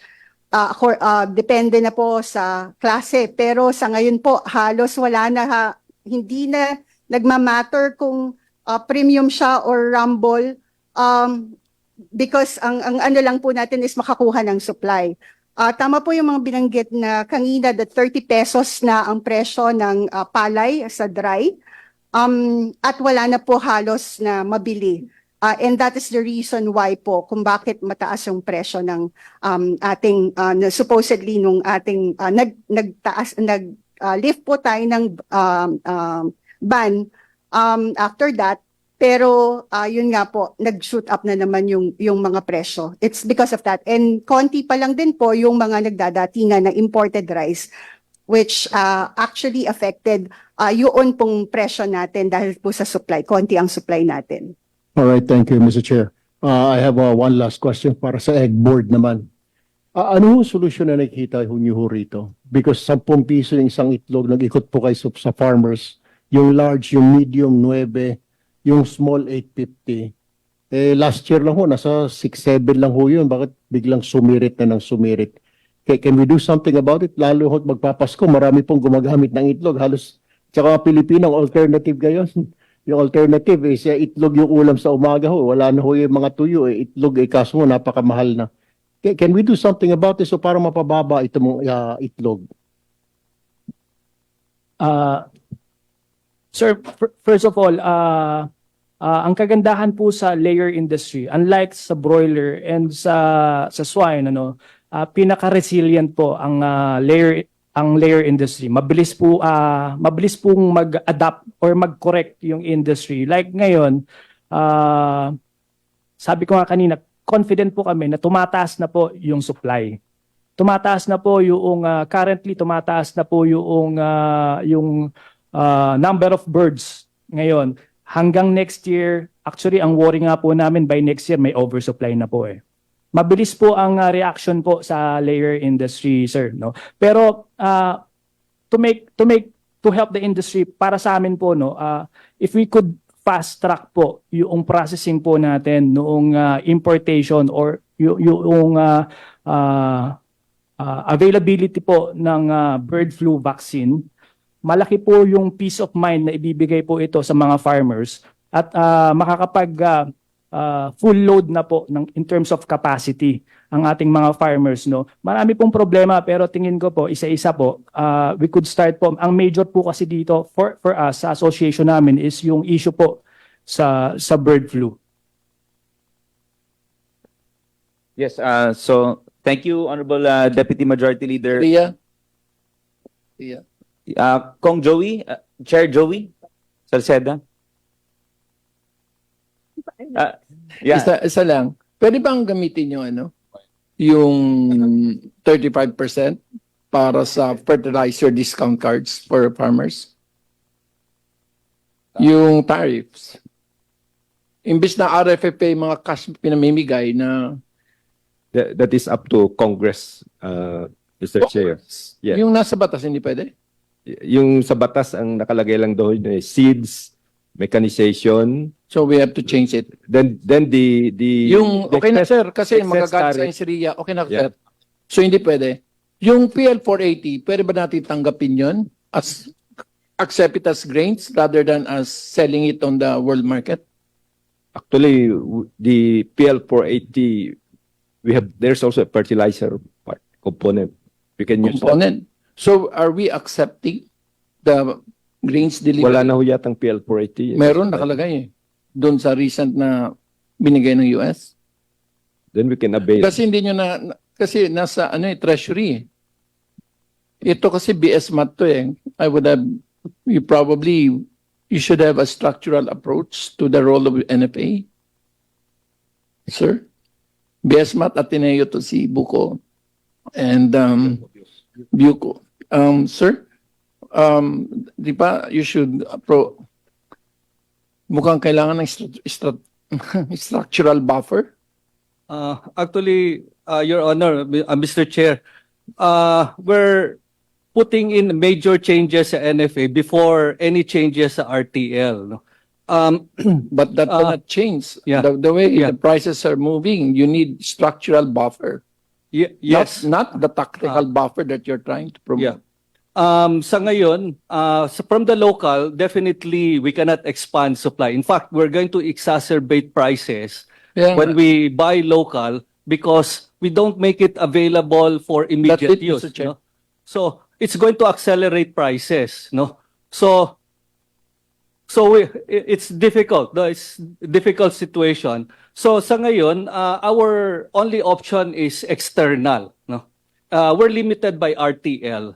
So if we have a transformation program sa NFA, but that's midterm to long-term program, no, to improve NFA. But for immediate, our recommendation now to the secretary and the president, aside from the Indian G2P na supply, NFA made a recommendation, initial recommendation to the president to draw from the ASEAN +3 emergency rice reserve. No? So there are earmarked volumes from the members of the ASEAN +3, particularly Vietnam, 15,000 tons, Thailand, 15,000 tons, China, 300,000 tons, Japan, 250,000 tons, and Korea, 150,000 tons. These last three countries, China, Korea, and Japan, normally has a big food security stock. And they replenish that yearly. No? When they replenish, they normally either sell this at a preferential price, like through the APTER program, wherein we can buy it at a lower price than the world market, or they mainly give this as grants to several countries, especially Africa, including Philippines. We normally get from them, no? But in smaller volumes as grant. But as trade, we can get as much as what we need, the 330,000 tons, subject to the approval of the President, through this, what they call Tier 1 of that APTER program. And we're recommending already to the President to draw from that, because the level of buffer stock that we have for NFA cannot respond to the calamity relief that we are expecting for next year, 2024. And if ever we're going to buy and replenish our stock for 2024, and normally that happens during the wet season crop, September, October, November, that should be made available for 2025. Otherwise, we will have the same problem by 2025 if we dig into that stock. So the only way right now is to get external supply, and we're going to draw from the Emergency Reserve Board. So that's in part of the government. And since that is a treaty, and I would like to refer that to the committee later on, no? Since that's a treaty signed several years ago, this is not subject to RTL. No? So, meaning this will be exempted from the restrictions from RTL, unless, of course, Congress and Senate would repeal this treaty explicitly. So, no, Senate particularly. But as of now, it is effective. It hasn't been tried before, the Tier 1, since it was implemented 10 years ago.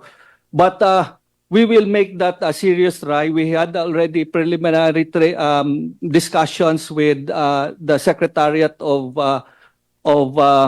APTER based in Bangkok, and we have an initial discussion with Thailand, Vietnam, and Japan for 15,000 and 10,000 respectively. No? But we want to ramp that up to about 330, subject to the approval of the President, which we expect to be approved by the President, and will be something that he will bring up to his discussion at the presidential prime minister level. Yes, thank you, admin. Anyway, we look forward to be further briefed dun sa mga upcoming, and of course your current negotiations with the ASEAN. I think they're good proposals, and I think it was particularly lobbied also by our speaker Martin Romualdez. So at this point, the chair would now like to recognize the Honorable Ria Vergara. Thank you, Mr. Chair. I'd like to ask Yusek Sebastian, could you show us the slide where you have the farm gate prices and the suggested retail again? Comsec, can you? The reason, Mr. Chair, I bring this up is last November 15, the DA said that rice prices will remain affordable for Filipino consumers, and 2023 will be a good harvest year for the Philippines. Not that, some more pa. Next, this one. That one. Ito po, Yusek.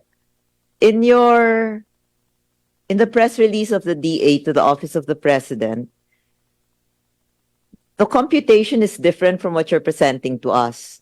In your press release, you say that if you're able to buy palay at 23 to 25 per kilo, the regular well mill will be sold at 42.80 retail and from 42.80 to 45 pesos.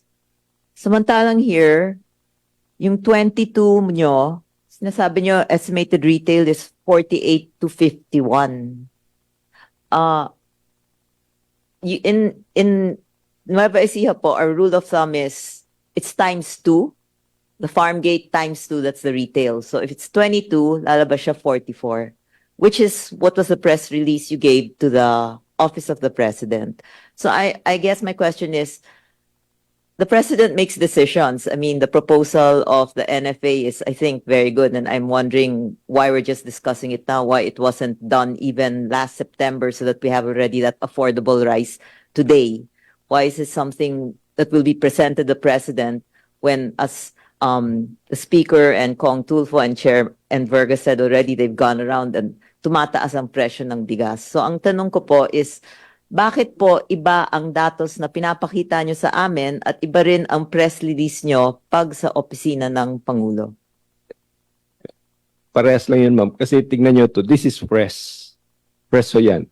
Yung 22 niya is fresh. Yes. Yeah. But if it is dried, it's 25, 35. Okay. So that will be... What was referred is probably 22 dried yun. That was the price, the dried price. Anong month yun? Merong month. October, I think. In October, dried was still 22. Yes. So if you multiply that, if you start at 22, babagsak ka nga doon sa 40, 43, 46. Because, okay. See that, ma'am? Alam ko po yun. Alam din po natin naman yung millers, hindi lang naman yung bigas ang Yes. pinagkakakitaan, Actually, byproducts. So, but that's hindi true. po natin nakikita yung kita nila sa ibang mga pinagkakakitaan sa feeds para makabawas tayo sa retail. This is just a straight computation. But in reality, if the value chain is efficient, there is also the byproduct. Yes.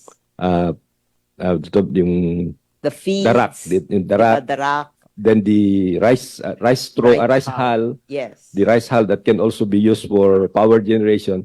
Yes. Meron tayong ganun na, So, meron tayong ganun, po ma'am. natin But pinapakita. ito kasi, ma'am, this is a cost structure that is generalized. We need to say, hindi yung mga very efficient natin na rice mills, they can actually bring down the cost even much lower. So shouldn't we be presenting that, Yusek?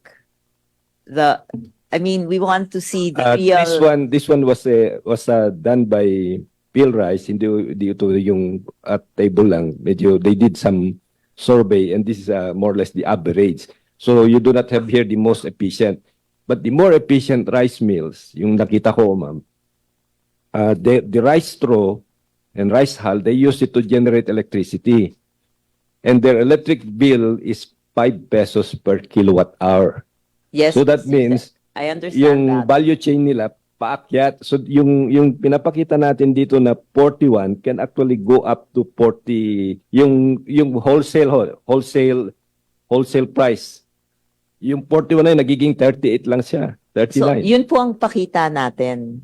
I mean, dapat yun po ang tinitignan natin. Kasi sabi nga ni Kong Tulfo, bakit yung presyo na ine-expect natin na aani na ng October, November, December, bababa na. Pero hindi yun ang nangyari, tumaas. Tapos, parang ang nangyari, you're justifying but tumataas. Dapat po Hindi naman, pakita ma'am. yung Actually, katotohanan. pinapakita namin din dito, ma'am, that when you look at when I was showing the slides a while ago, the October price were actually much cheaper. Yes. Wherein we harvested the bulk, about Yes. 25% of the Yes. seasons. And the average price at that time for dried is 22 and the Yes. fresh is 19. Which brings me So to the that point, means if you say 22, we should still be having rice at 43, this is well milled, 33 to 46 well milled. Exactly. And that's why I'm puzzled sa monitoring nyo, ba't kayo pumapayag na ang basehan ng mga nagbebenta ng bigas, yung pinakamataas na bili nila ng palay, when that's just the tail end. The bulk was sold at 22, 24. Mataas na yung 25. Pero siguro mga 10% lang ang nabenta at 27. So ba't yun ang ginagamit nila 27 times 2 of 54 pesos per kilo? The NFA naman, mahalaga talaga yung makabalik sila na they can be the price stabilizer eh. I mean, if right now, I think prices of palay went up because mas konti ang produce. At Right? saka ma'am, yung 30 na sinasabi nila, that is already well dried and usually that is in intercity or some rice mills. After yung resale na ho yan. Yung 30. Yung 30. Pagka hindi yan sa field yan. I think it's not in the field. sa kasi actually the price of pag sa field pa yan baka mababa rin ang presyo kasi hindi na magandang mga at this time pagka yung ibang crop But anyway, ang pinopoint ko rin dito ma'am, yung maliban doon sa we should still be seeing yung lower price. Ang nangyayari na nakikita ko yung question kanina ni Congressman Tolpo, parang nangyayari yung presyo doon sa labas na pinakita ko kanina has a very big pressure on domestic prices. Maraming mga importers natin hindi na nag-import dahil nakita nila mas mura pag bumili sila sa domestic. So nag-agawan ngayon dito sa loob. Nag-agawan dito sa loob, tumaas ang presyo ng palay natin, which made many of our farmers very happy. This is the first time, Mr. Chair, that I did not hear farmers complaining of low price of palay during the wet season. Because if you look at the price, for example, if their cost of production is 14 or even less, and they can sell it at 19 or 20, their margin is bigger. So if they have 5 pesos times 40 times 40,000 kilograms, that's 20,000 for them. Whereas last year they only earned 10,000 because of the high cost of fertilizer. Now if they have 10 peso gain income times 50, that's 50,000. So there were many our farmers are very happy. Actually, when I went around, I asked our farmers, anybody who would like to complain about low price of palay? Please raise your hand. Nobody raised their hand. Yes, Yusek, I recognize that. And I'm very happy for the farmers. They deserve that. But we cannot also just allow the capitalists to dictate those high prices at the expense of the consumers. And that's why we need the NFA. That's where the NFA comes in. I agree, Madam Chair. And then they are the stabilizer. Or you want to buy at 27? Sige, you sell at 54. No one's going to buy because NFA is selling at 29 or at 32. I mean, that way, this capitalists will buy at the right price. Not naman below 19, but 22 or 23. So everyone's happy. No one's making absurd amounts of money. Now, the reason the prices went up is alam ng mga middleman na kulangin yung import, kulang din yung supply ng harvest. So pinataas nila yung presyo, walang NFA to balance it off. So that's where the DA comes in now. And I think you can say you should only sell rice at 45 or 47. I mean, you bought at 27, you overpriced yourself. But you shouldn't pass on, that to the consumer. I think that's the point I'm trying to make is the prices here, your estimated retail price, seem awfully high. It doesn't take into account the other byproducts that they make money from. Kasi sobra-sobra na po yung kita nila.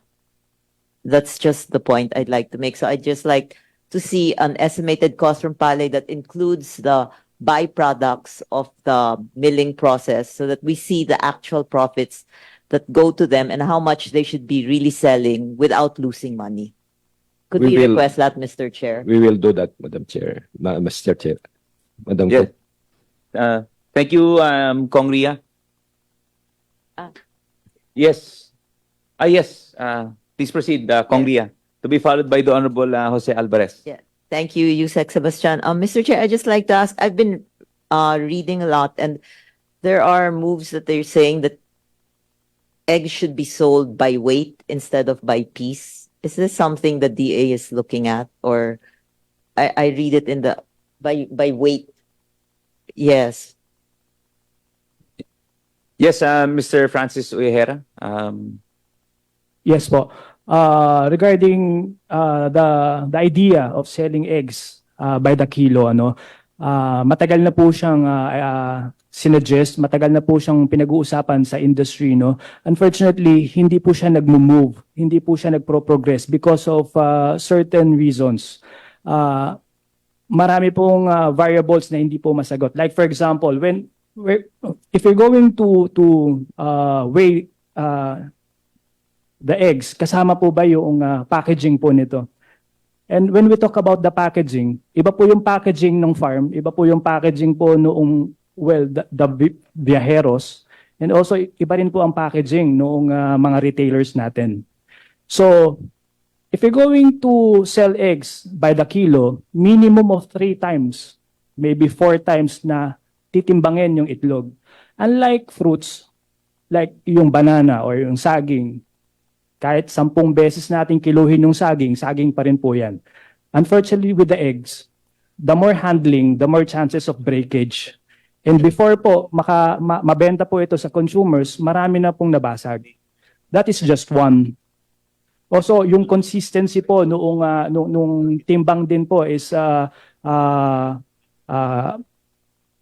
questioned din. No? But the reason kung bakit po natin na-raise yung idea na yun, it's because of the inconsistency nga po ng standardization ng sizes po ng eggs in terms of weight. A lot of people, especially the consumers, are not aware na meron pong standard weight ang per size ang itlog. Alright? Also, sa wet market, if mag-iikot po tayo, marami pong nagbebenta ng itlog sa wet market nang wala pong specified sizes. Ang makikita lang po natin are different prices.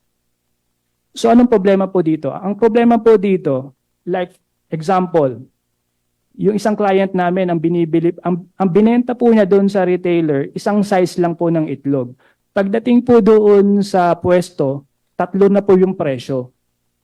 So bumili po yung retailer, yung trader ng isang size, pero naging 3 na po siya sa market, naging 3 iba-ibang presyo po. So the consistency po nung egg weight per sizes, yun po yung problema. Na for us, the most logical and practical right now, we're not closing the doors. We're not closing the idea of selling eggs by the kilo. Although mahabang-haba pong consultations po ito, no? But just to address the immediate problem, siguro is yung awareness and to educate lang po the retailers and also the consumers na meron po pala tayong sinusunod na DTI standard regarding sa egg weights per sizes. Thank you. Very exhaustive answer. I just wanted to hear yes or no, but I'm not for that either. I mean, you know, a kilo of egg, ilang kaya yun? 1 kilo of egg, ang bigat nun. One last question. You said that there's a shortage of the price of eggs is high because of the avian flu, which is worldwide. How long does it take for our country to recover from this? Now we can go back to normal. Until makontrol po natin yung bird flu, hindi po magiging normal. No, like what I've said earlier, increasing na po yung ating supply. But pagka may tinamaan na naman po ng major outbreak ng bird flu, magkakaroon na naman po ng major deficit sa ating sa population po ng layer birds. So mahirap po yung sagutin yung tanong until makontrol po natin yung local bird flu challenge po natin. Now, for a farm, pag tinamaan po kayo ng bird flu, minimum po is 1 year to recover, to repopulate. Kasi po, pagka kayo po, dalawa po yan, pag tinamaan po kayo ng bird flu, either to report or not. Pagka nag-report po kayo, mas matagal po kayo makakapag-recover kasi babantayan po ng government yung farm, may proseso. The unconfirmed, bakit po sila unconfirmed? Because they're not reporting. So it's a different issue, no? So yung recovery po nila minimum po 1 year. You said if they report, it will take longer. So you're saying mas mainam wag mag-report? Alright, the difference pagka nag-report tsaka hindi, yung hindi po nag-report, alright, pagka nag-report po kayo, 1 confirmed bird, papatayin na po lahat. And you will undergo yung process. Now, pag hindi po kayo nag-report, yung mga buhay po, mabebenta pa. Delikado yon?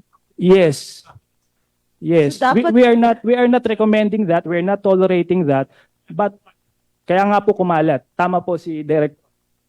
Your Honor, may I butt in? Diba? Dapat kung sana pong nag-positive, dapat po talaga i-report sa atin para magawan po ng karampatang solusyon. Hindi po yung sasabihin na hindi ire-report tapos malalaman namin na tumawid na pala ng isla nandun na sa Visayas. Kasi nangyari po dun sa bird flu cases natin last year yan. Ang case po, galing Tarlac, inismuggle ng gabi, binyahe, pagdating sa Capiz, positive. So sana po maiwasan. It doesn't mean naman po pag nag-report sila, itetest pa ho yan. Kapag ang result talaga ay proven na positive, then we do the depopulation. Tapos po yan, meron pong cleaning and disinfection, merong rest period, and then itetest po natin yung surrounding areas if they are still positive. Siyempre, risk din po sa kanila na mag-alaga ulit, kaya po hindi tayo pumapayag. Unless po mag-negative na yung area, at then we can allow the farm owner po to stock again. Sir, I'm not familiar with that industry, but is there insurance that covers that? I mean, for poultry growers, there? Yes, Sir Jason. Chair, ma'am, kaya nga po may reluctance ang mga poultry raisers at even hog raisers kasi walang insurance, walang indemnification. Yung hindi pag-report, not only because para mas maiksi yung process ng recovery, yung hindi ka nagre-report, maibebenta mo pa yung buhay. Kasi pag nag-report ka, automatic papatayin lahat nung, lalo sa baboy, merong 1, 3, 5, or wala na pala yun, no? Basta yung kadikit na farm, i-observe din. So pag nag-report ka, pati yung katabi mong farm, magagalit sa'yo kasi babantayan sila eh. So ang tendency, because there is no indemnification, wag nang i-report para mabenta ko pa yung baboy ko. Sir, when you say walang indemnification, hindi sila kumukuha ng insurance o walang insurance na nag-o-offer ng ganong klaseng coverage? Sa ngayon po, wala. None. Just to follow up, I think sa ASF, di ba? It is done through PCIC already. But for avian influenza, Director Paul, hindi ba niya malaking proposal na maisama yon? Meron pong proposals pero ang recommendation po ni DBM is kunin sa Quick Response Fund. So nakikiagaw pa ho kami doon sa pondo na nakalaan para sa mga emergencies. Ang request po sana namin may sarili siya. Yung pong sa PCIC, Mr. Chair, hindi po siya sufficient or it does not reflect the true market value ng baboy. Kasi kung 150 po times 100 kilos, so 15,000 po yung cost ng baboy. Eh yun po, 5,000 lang ibabayad mo eh. So kung mabenta po nila ng mas mababa kasi kalahati, edi kikita pa rin po siya dun sa pagbebenta sa labas versus po isurrender sa gobyerno. Thank you po. Yes. Thank you very much, Director Paul. With the indulgence of the Honorable Jose Alvarez, quick. May point lang kasi na-raise si Chair Ria kanina. And if I may read, this was a statement from ASEC Arnel de Mesa. Mataas o bumper iyong ating harvest ngayong wet season. Magmula po noong katapusan ng Agosto, ngayong Setyembre hanggang Oktubre hanggang Nobyembre, ay inaasahan po natin na talagang wala po tayong pagsipa ng presyo. And ito, according to ASEC de Mesa, no rise in rice prices is expected, but on the contrary, rice prices continued to rise. So I'm sure this is the position. You share the same position siguro. This is a statement from the Department of Agriculture. May I get a response, Yusek Leo? Anong nangyari dito? What we have already seen, Mr. Chair, that the prices continue to move up because of the pressure, probably internal and external, that's pulling the prices. Yes, but is it possible? Okay na yun, Yusek. I think I understand completely naman yung presentation nyo. But just to ask, currently dun sa point din ni Congresswoman Ria Vergara, possible ba may nagbebenta ng bigas ngayon na stock niya noon? Which means nabili niya ng mura. Pero pinipresyo niya ngayon If you look at the prices at the, Mr. Chair, if you look at the prices at the provincial and regional level, they are much lower than in Metro Manila. Ang problema natin talaga nakikita ko dito sa Metro Manila. So may Because the rice, may nagmamanipulate pa rin. the rice has to be brought to Metro Is that Manila. a valid observation also, a possible observation? The prices currently now are somehow manipulated. I don't know if that is the right term. Bumper stock nga eh. And we had a good harvest. So, ayun, si Ms. Weng could probably help us out in this, Po ulit. in this query. With the prices right now as presented po, at even with the kung may price manipulation, there's none anymore. Dahil ang ano po natin, tinanggal po natin yung price cap pero wala po tayong supply ng mabili na ng palay. Yes. But yung ngayon po yung pagbili namin ng palay, This is now that's only about 15%. tapos yung palay po na nabili namin ng mga Only nakaraan 15%. it's already Wait, tama, Ms. Weng. Only 15% na lang yan. We're talking about the last 15% harvested. Opo. Sir, yung pong mga bodega ngayon o yung mga rice miller ngayon, halos kokonti na po yung supply ng palay. So possible may stocks pa nga Ha- that have been harvested around Palay, October? wala na po halos. Imposible. Ganon. Meron po kaming mga stocks but it continues na ginigiling. Mabilis po yung turnover ng paggiling at paglabas doon sa merkado. Actually nga po, ang problema namin ngayon is yung supply, paano aabot ito. So that's why it's very important also na sana po may magdatingan na, kagaya po ng nabanggit ni Admin Yoko, that they are going to import rice through the G2P, and we just hope that it's going to be distributed around the country para po ma-stabilize yung presyo. Sa totoo po, kaya po kami napipilitan na bumili ng mataas na palay coming from the palay traders already dahil wala po kaming gigilingin. Ang mangyayari po nun, with that of yung kailangan naming i-feed sa aming rice miller, baka po wala kaming gilingin doon at wala kaming masupply. So continuous po yung pag-ikot ng pagbili namin ng palay at the same time pag-release nun sa merkado. Hindi na pagka po kami nag-stock, mas mahirap po sa amin ito, at the same time mas mahal po sa amin ito dahil yung interest rate po ay pumapalo, kumakarga po ito. At the same time po yung kailangan po namin ma-release yung stocks namin para po umikot yung pera at nang makabili po umiuli ng stocks ng palay. Okay. Although I'm still anyway, thank you Ms. Weng, medyo confusing lang sa akin. Kasi on that premise, araw-araw giling, out. Paubos na siguro yung supply natin. I mean, following that logic, na there are stocks somewhere, di ba? Di ba, Yusek? Actually, Mr. Chair, we have to be very clear. The problem is not supply. It's actually a price. The low price rice are disappearing. The regular and the well milled. They are migrating to the premium and special. And if you go around, even the news, if you look at the news, when you watch the TV, and they show you the price of rice in the market, you look at the background. The background is sacks full of rice stuck behind the rice that is being sold. So, yeah, so it's not a problem of supply. It's just that the regular and the well milled, the supply is becoming limited. Okay, so yung well milled ang walang nagaano. Yes, and they're deviating from well milled to premium and special. Okay, sige. Anyway, I will thank you so much, Honorable Jose, Pepito Alvarez. Sige. Ako short lang, Yusik Leo, at saka taga-NFA.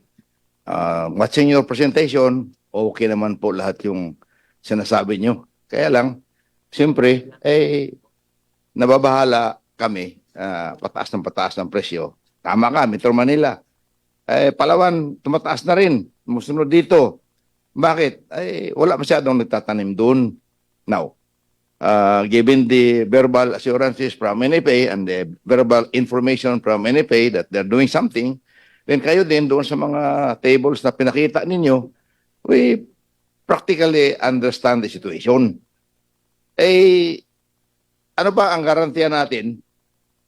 Doon muna ako sa kabila. Ano ba yung maitulong namin sa inyo dito sa Kongreso? Like, ano ba yung gusto nyo amendment sa RTL? Ano ba yung ibang batas na gusto ninyong ipasa natin by next year dito?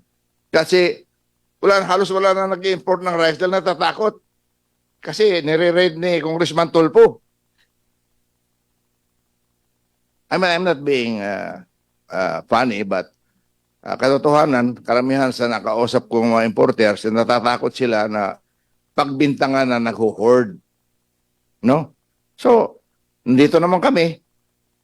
We are at your service. Sana kung ano yung mga kailangan ninyo, tulad ng pag-amend ng RTL na yan, para yung meron kayo excess funds towards last quarter, i-convert natin yan to fertilizer, to invest na voucher ang pamigay nyo sa probinsya. Wala namang available fertilizer mabili doon. Meron, pero hindi yung tukma. Di ba? Sa rice, urea, NPK, or sa corn, 1620. Totoo, meron kayong voucher pinamimigay. Pero ilan lang yung supply doon sa maliliit na tindahan. So, naintindihan natin yung problema. So, we're expecting, Mr. Chair, sana ma-request natin yung DA, NFA, ano ba yung mga kailangan nilang tulong natin para magawa natin sa itong first quarter na opening natin sa next session. Para pag tumaas pa uli yung bigas by June, July, pag nag-100 yung bigas, kasama na tayo doon sa hindi tumulong sa kanila. Now, para matulungan natin sila, bigyan natin sa kanila on the first semester anong kailangan nilang batas para pasa natin sa Senado. Salak natin doon kay Cynthia Villar kung gusto niyang payagan niyang maamin yung RTL. Kasi baby niya yun eh. Di ba? Si Cleo? Kasi pag wala kaming ginawa, puro lang kami, sinabi ninyong ganito, pagkatapos tumaas pa yung presyo. Para magbiginawa na kami, katulad nung, totoo po yung nakausap ko maraming importer, ayaw na naman muna mag-import. Dahil pinapatulpo ninyo eh. Sama pa si speaker. So, natatakot dahil, di ba? Confiscate, bigay sa mga mahihirap.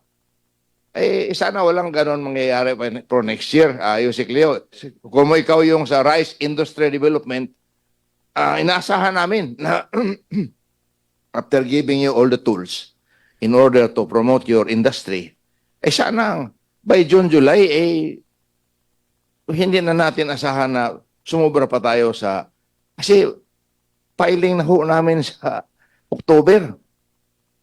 Pag naging 100 yung bigas, hindi lang si Pangulo ang tatamaan. Diba? Sabihin ng mga constituents namin, ikaw, Mr. Chairman, at wala kang ginawa. Hindi mo tinulungan yung DA para maging effective sila. Yun isa yan. So, nandito kami para tumulong. Now, kung hindi kayo mag-submit sa amin kung anong gusto nyo baguhin para to address kung ano yung shortfall at saka yung price squeeze natin for next year, wala kami magawa. Kung hindi, we will lay the blame on you. But today, we are not finding faults. Kasi you explain fully na ganyan ang nangyayari. Sige, accepted na yun. Pero sana, by next year, sana masurpass natin yung Disyembre na hindi man lang lumagpas sa 70 yung presyo ng bigas. Okay, sana. Okay. By next year, we are hoping that all your forecast, all your PSA figures are correct. Then, siyempre, we hope that Vietnam and Thailand will open up a little bit. We know they are short of water now and production has really gone down, which I have warned this committee January, February pa to already encourage imports. Nobody listen to me. Because I'm a dirty old man talking talking nonsense. May opisina ako sa Vietnam. Meron akong listening post doon. Meron din akong mga kaibigan sa Thailand. So, nalalaman ko yung world market. So, okay. So, ang atin lang, Mr. Chair, we don't want na next year, hindi lang si Pangulo affected nito. Pati tayo, mga congressman kayo, wala kayong ginawa dyan. O 100 ang presyo ng bigas, mag-resign na kayo. Ayaw namin nun. Gusto namin, ibigay namin sa inyo kung ano yung kailangan ninyo para kayo yung mag-resign pag hindi ninyo. Tama ba? Si Cleo? Kasi daldal tayo ng daldal dito, pagkatapos hindi namin binigay kung ano yung tool na kailangan ninyo, eh siyempre, sisihin nyo kami. Di ba? Mintas nandito kami, nandito sa chairman, pag-aralan namin yun. Ano ba naman yun? Kung walang mag-iimbita over lunch or dinner, I will always be available para mapag-usapan natin yan. Kayo, one team sa agriculture, kami din dito sa Committee ng Agriculture, mapag-usapan natin para paisalang natin yan by next year. So, point number 2 yun. Number 3 po, yung sinasabi kong wag sana maging 100 ang presyo ng bigas, even in Metro Manila, kasi sunura na po yan eh. So, siguruhin lang ninyo na wala tayong sisihan. Dahil sigurado, meron na kayong Secretary of Agriculture, ngayon, siyempre, hindi na kayo pwede magturo. Wala kami Secretary of Agriculture, ganito lang sinabi ng Presidente. Ayun si Cleo, I'm particularly referring this to you na kung maaari, bigay mo sa amin yung pangangailangan mo and then pagtulungan natin na hindi abot 100 ang presyo ng bigas by next year. Because to tell you very honestly, if Thailand and Vietnam do not loosen up on their exports, very possible yung 100 by next year. Kasi I'm always flying Palawan has large, yung, especially in distrito ko, 50,000 hectares of rice land from Aburlan down to Batarasa, Rizal, and Quezon. Naawa ako sa mga farmers. Kitang-kita ko, hindi lahat nakatanim eh. Bakit? Meron ang traktora. Mahal naman ang diesel. Tapos, mayroon kaming isang squeeze doon. Yung tourism namin sa north is drawing the southern people. Yung mga farmers namin. Sino gusto mo magtanim ng palay like Palawan?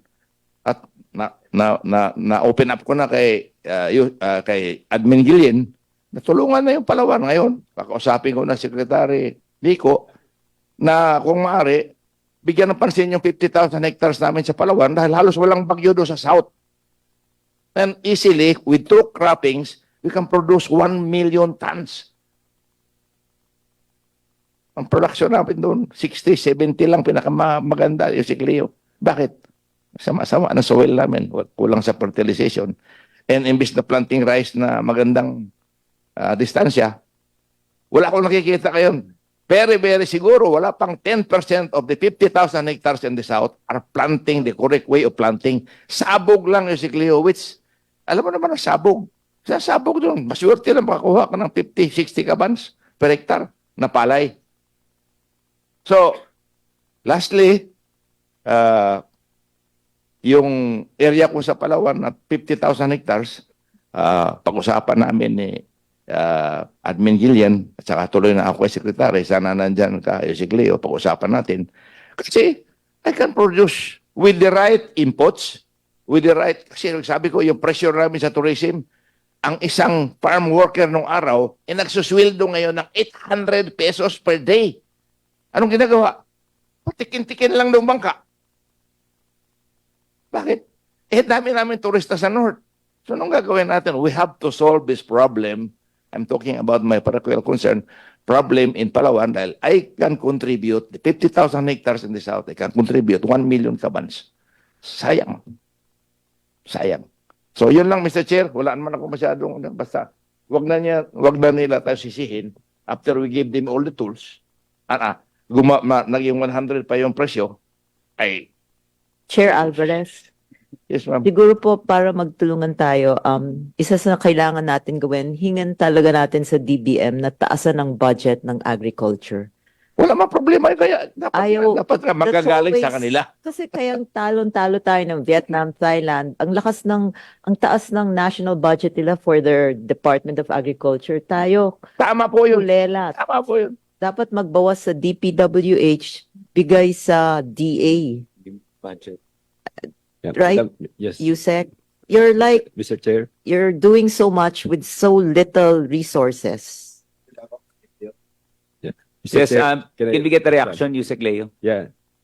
Yeah, I agree with the comments of Congressman Alvarez.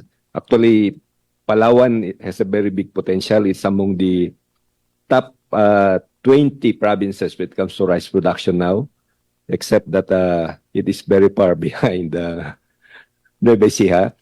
But your production, Mr. Chair, Congressman Alvarez, is about 300,000 metric tons already. So if we can your 1 million, I think, is attainable if we can increase the production. And the beautiful thing about Palawan also is that it's not hit by typhoons. So if you have good irrigation, good water, plus good management practices, you can have you can attain yield similar to Nueva Ecija, which is about 7 tons per hectare.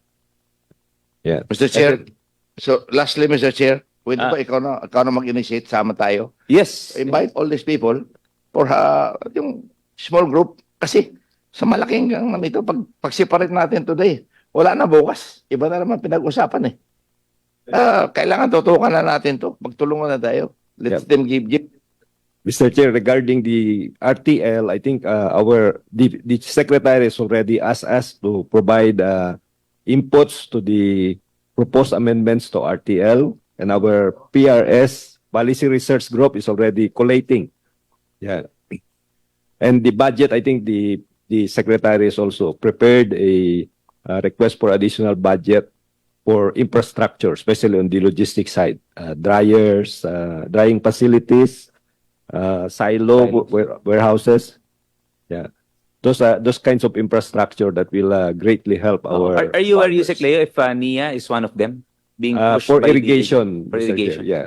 I think irrigation is very important, Mr. Chair. The key to planting rice is water. So we need good irrigation. The reason why Nueva Ecija is attaining average of 7 tons per hectare is because it has a good irrigation facilities, good irrigation system. And in Palawan, Samar, Leyte, they still have good rivers that can be tapped for irrigation, good water source that we are not fully utilizing. Then in Palawan, you have also good solar radiation. It's very, very hot and sunny in that area. Yes, thank you, Yusek Leo. Yes, thank you, Honorable Jose Pepito Alvarez. Siguro baka, could you share with us, I think, si Director Rod Bioco would have a separate one? Comments on RTL or your suggestions to further strengthen or... Yes, Mr. Chair. No, first is with Congressman Alvarez. We already pledged. No, I personally pledged to them that NFA is going to invest a lot in the post-harvest and storage in Palawan to at least accommodate 20,000 hectares initially. No, so this would involve more than $1 billion investment. No, for post-harvest, and that would address also the issue of availability of labor because we cannot do manual labor on solar drying anymore. No? So it has to be mechanized. So we're committed to that, sir. And then on the policy side, of course, the RTL will be reviewed, no? And that's there are already steps being undertaken. But on top of Kasama that, kayo doon, admin? yes, You are going part. Okay. yeah, we're going to give our own recommendation also as NFA.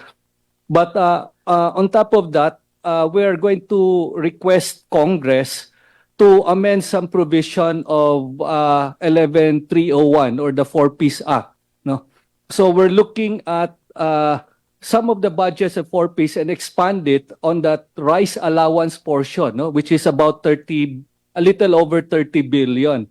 What we want is, while we build the buffer stock, that is intended with regular offtake from that buffer stock for the poor. No, so that's why we always we reiterated, the president reiterated that when we buffer stock, we actually buffer stock for the poor. Now, that is the strategy of the administration that we're going to put in as a feature of NFA, that we're going to stabilize the market indirectly but more strategically. No, what I refer to this is that we displace that bottom 20% of society by providing them physical stock, of rice instead of cash, so that 30 billion will not brought to the market and put more pressure on the rice prices. And that is a more strategic way to stabilize price. No, what we call probably in economics a quantitative easing. No, when you remove them out of the market. No, so that's one strategy of the administration, but it has to be big enough to have an impact. No, so that's the strategy also of Indonesia right now, to put some reprieve in the price. No, and that's why they are frantically trying to expand the supply. Unfortunately, it cannot be coming from the local source at this time because they have shortfall in production. We also are going to have issues with that. That's why we need to expand production and look at areas like Palawan, some in Leyte, and then Caraga to expand production with full support on the post-harvest and storage. No? So what we need from the changes in the law is that instead of cash transfer, no, and then limited only to the 4-piece, we give them rice instead, no, through NFA, and then pass it. In fact, I have a meeting right after this with Secretary Rex, and we're going to discuss. Part of the discussion is that okay, in principle, okay na including si Secretary Rex Gatchalian, but he needs the changes in the law because he's restricted by the 4-piece Act. Yes, then propose it. Yes. Okay, sir. So, yes. yes, I mean, patulong na rin, ano, we've encountered this proposal before. May reactions lang from the 4-piece beneficiaries. So one is, how would it be distributed? I think it's quite a logistical nightmare. Yes. Anyway, kaya nyo naman yun, ano, yung details of it, in tracking services para mapalapit mo dun sa magiging beneficiary. So please include in your write-up your solutions to those mga obstacles. Yes. Tsaka it will help you roll your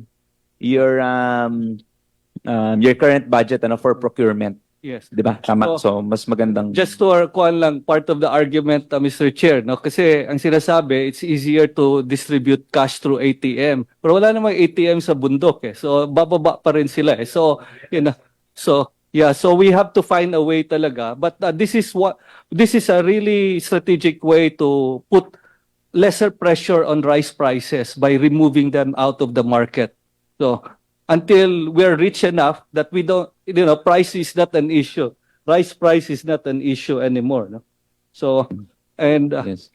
Thank you, Admin. Anyway, we're thankful din dun sa dun sa naging decision nung administration, the board, na tumaas yung yung buying price natin sa farmers. So please include, Admin, yung issues that you see will be a challenge for the distribution sa rice. So, thank you. And then sa RTL, Yusek Leo, paano na lang please? I think can I also get the some of the comments in writing then, Ma'am Weng, sa RTL, how you could improve it, di ba? Yes, but we will submit po some of your challenges as well, di ba? Recommendation as well for the RTL. Please, thank you. Same with sa Sinag, Sir Jason. At saka may acknowledge our former colleague and former Secretary K.A.P.A. Mariano. Ganda nga po, Mr. Chairman. Good afternoon. Thank you, sir. Thank you. Ganda nga po sa inyong lahat. So at this point, may we now recognize the Honorable Tina Pancho. Mr. Chair, good afternoon po. Sa amin po kasi sa Bulacan, may nakakausap po kami ng mga magsasaka. So ang sinasabi po nila, bakit hindi bili ng gobyerno o ng NFA directly yung palay sa magsasaka sa tamang presyo? Kasi kung makikita po natin, gumagamit po kayo ng pondo po ng bayan, ng budget ng bayan, ibinibili niyo po ng pataba. Ibinibigay niyo po sa magsasaka. Sa totoo lang po, napakapangit ng pataba pong ipinamimigay ng gobyerno po natin. Ngayon po, nagbibigay din po kayo ng mga makina, ang DA. Pero kung ibigay niyo naman po, taon ang inaabot. At kung pupunta nga po kayo sa warehouse ng DA, makikita niyo po doon yung mga makinarya na inulat inaraw, pumapakat na yung makina. Ay bakit ayaw pa pong ipamigay ng pakinabangan po ng ating po mga magsasaka? Nagbibigay din po kayo ng subsidy po, ng voucher po sa atin sa fuel. So, yung mga pera po na yan, ginagamit natin bilang tulong ayuda sa magsasaka. Pero ang hinihingi ng magsasaka, bilhin nyo na sa kanila ng direkta. Pag binili nyo po kasi na ng direkta sa tamang presyo, makakaipon sila ng pera eh. Makabibili sila ng pataba na gusto nila, hindi yung gusto ninyong ipamigay. At baka kung kumita po sila ng maganda, baka sila na rin ang bumili ng makinarya. Hindi po hintayin yung parang awa na ginagawa nyo silang kawawa na iniintay po yung makina. Ayaw nyo pa pong ipamigay yung makina.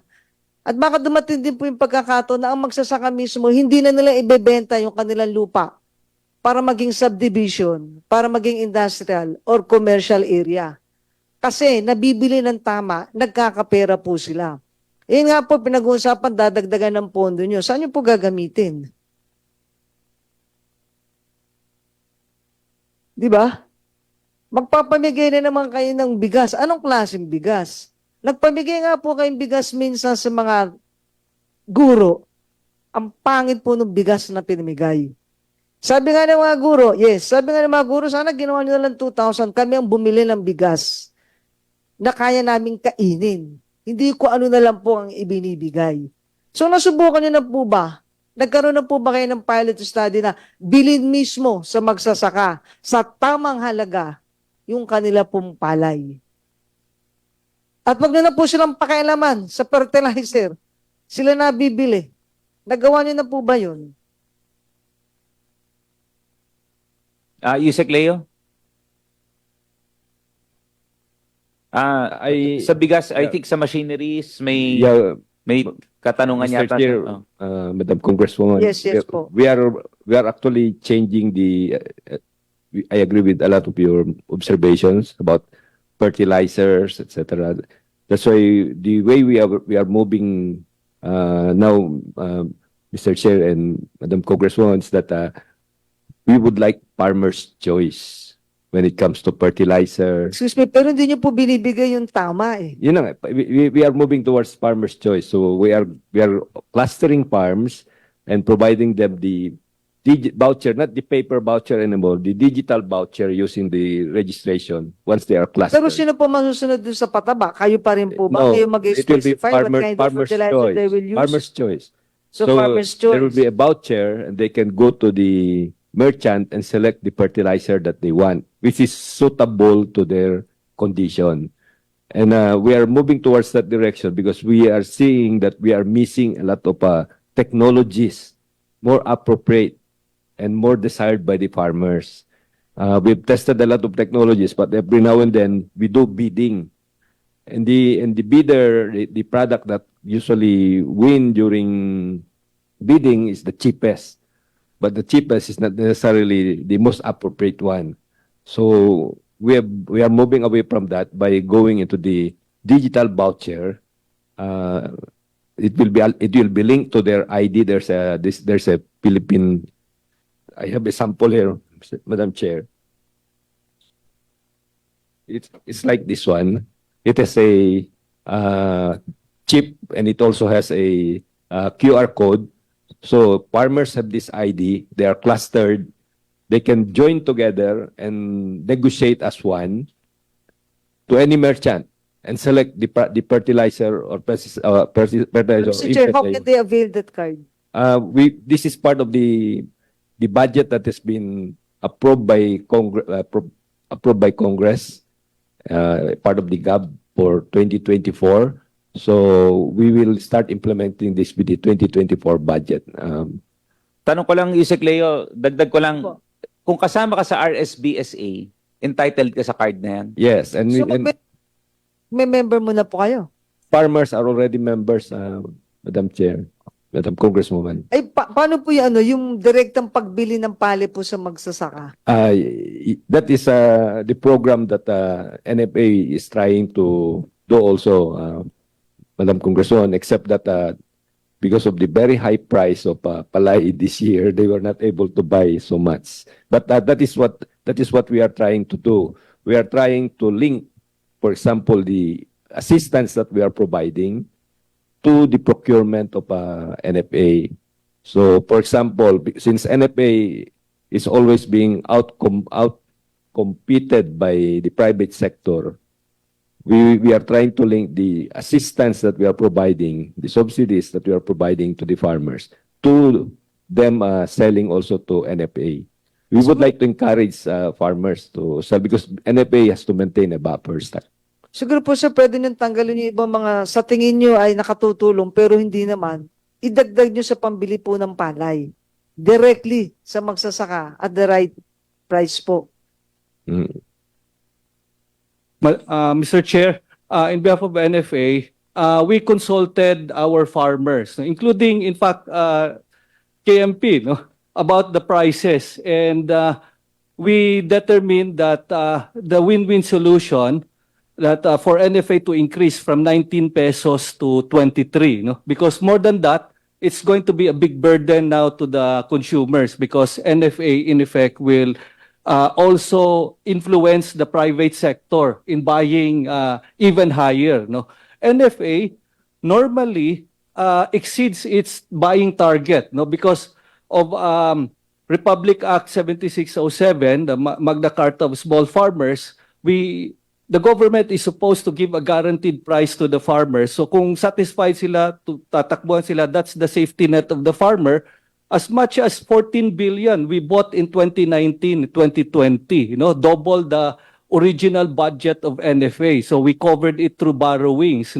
We have a 50 billion credit line with Land Bank and DBP to make sure that if there is a queue, for farmers willing to or wanted to buy to sell their produce to NFA, even if we exceed our budget, because we have an open-ended budget because of that guarantee that we give, the government guarantee to the farmers. So only recently that we were not able to buy in the last 2 years, because the price of NFA is not competitive, compared to the private sector. Costs have already gone up, and prices of palay has already gone up. That's why we updated. But as much as we want to have a higher price for our farmers, even at 25 pesos, but that would spell 50 pesos retail price, which is not consistent with our declaration on the price cap, which is only 41 to 45. And at that price, yung cost kasi ng farmers as shown 15 pesos lang, At 23, they're making already 8 pesos. So 4 tons per hectare, they can easily make more than 30,000 per season. But at that level, that's only the safety net na revenue for the farmers. So kung makakabenta sila ng mas mataas sa private sector, then well and good. We've done our part already as government, because we're parang sinasangga na ng gobyerno yung presyo. Nung nagkaroon ng price up, bumagsak yan below 21 pesos to ang presyo ng palay at the start nung harvest season nung September.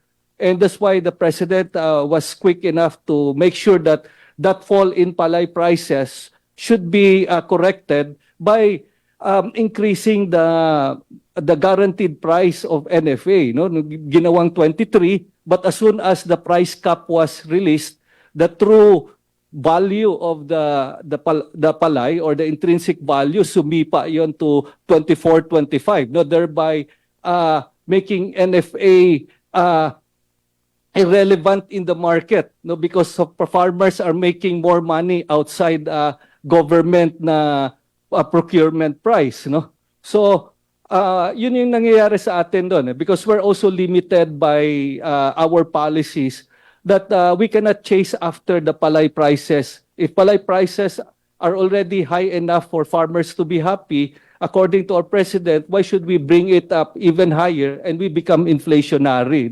And inflation should not be driven by government but by the private sector. Hayaan tumaas. Kung tumaas talaga yung presyo ng palay and then thereby the rice prices, that is because of the market. It's not because of government anymore, no? So magiging kasalanan pa yan ng gobyerno kung ang gobyerno ang nagpapataas. At nangyari na yan sa Indonesia and that's why they surrendered and they just corrected it by importing, no? Kasi para ma-expand yung supply and ma-correct yung stability ng supply and hopefully mag-stabilize yung price ng bigas nila, no? And that's also the same course supposedly NFA should do, no? But unfortunately with RTL, we can leave it only to the private sector. Pag hindi naman sila mag-import because prices are too high in the world market, then we will be all tying up our hands, no? Now we leave it up to the mercy of the market for prices to go up, no? And then tawag nito yung inability natin and the dilemma of the administration. If we put up an emergency, that will even panic when there's enough supply for everybody. But the problem, of course, there's a tight supply. When there's tight supply, there's always a pressure, upward pressure sa prices, and that we cannot help. That's part of the dynamics ng market. And the only way talaga is to bring in more supply into the market para bumaba yung presyo, no? So, ang problema lang, kahit na maglagay ng supply from abroad, no, to expand the supply, mahal naman din yung galing sa abroad. And that will even exacerbate the problem because in a sense because that will dictate also local prices. Ang kinatatakutan lang namin as a risk management agency, yung palay kasi natin sa September, October, November, dapat paabutin natin yan ng March, no? Kung walang masyadong importation, baka maubos yan earlier, no? So we can only produce 10 months of our national consumption. So we need to import, no? So we need to import as much as 2.5 to 3 months of our consumption to stabilize supply and hence stabilize price, no, in the process. So yun yung dilemma because we cannot simply intervene in the market. Yes, we are still as an agency tasked to stabilize palay prices in favor of our farmers, and which we did. And I think in fairness sa NFA, especially in the last 4 years, they did a good job on that. But in the last in terms of rice prices, milled rice, hindi na trabaho 'yun ng NFA, no? So it's market driven supposedly, and that was the nature of the RTL. And for me personally, that's good if things are normal. When things are not normal, it's not appropriate for that kind of law. And unfortunately, things are not normal in these days with climate change, geopolitical tensions, supply chain disruption through pandemic or whatever, war and trade sanctions. So many things are ongoing that we have to protect ourselves, and the government should be armed to intervene in the market. It cannot be purist that you just allow the private sector to correct the market. And that's, I think, the weakness of that law, no? So somehow the government, the administration, has to be able to come up with the tools it needs to intervene and correct the market. And that's what many nations are doing, especially our neighbor Indonesia, no? They strengthen their NFA, no, in preparation for all this disruption, starting nung pandemic, while we're trying to cut naman ang sa atin, no? So moving the opposite direction. So that's why we're trying to introduce now that legislation, no, proposed legislation to Congress, no, to correct that. But in the meantime, we are also under pressure that we cannot price too high, no? When we go to the Senate, we got a lot of flack why we increase it to 23 pesos, no? And I think we had a discussion with the group, no, with several leaders, including T.R.O.P.A. and Mariano, that that price 23 was supposed to be the win-win solution, no? And yet, of course, we didn't realize that prices really went up as much as 26 to 30 pesos. So making us irrelevant in the market. But that's not a bad thing by itself. We should be happy for our farmers, no, who are struggling with the high cost of production. So yun yung stand natin, ma'am, sa Your Honor, sa when it comes to NFA. And we're a different type of agency because we're supposed to handle risk management as well. Yes, Last please, question. Kongria. Yeah.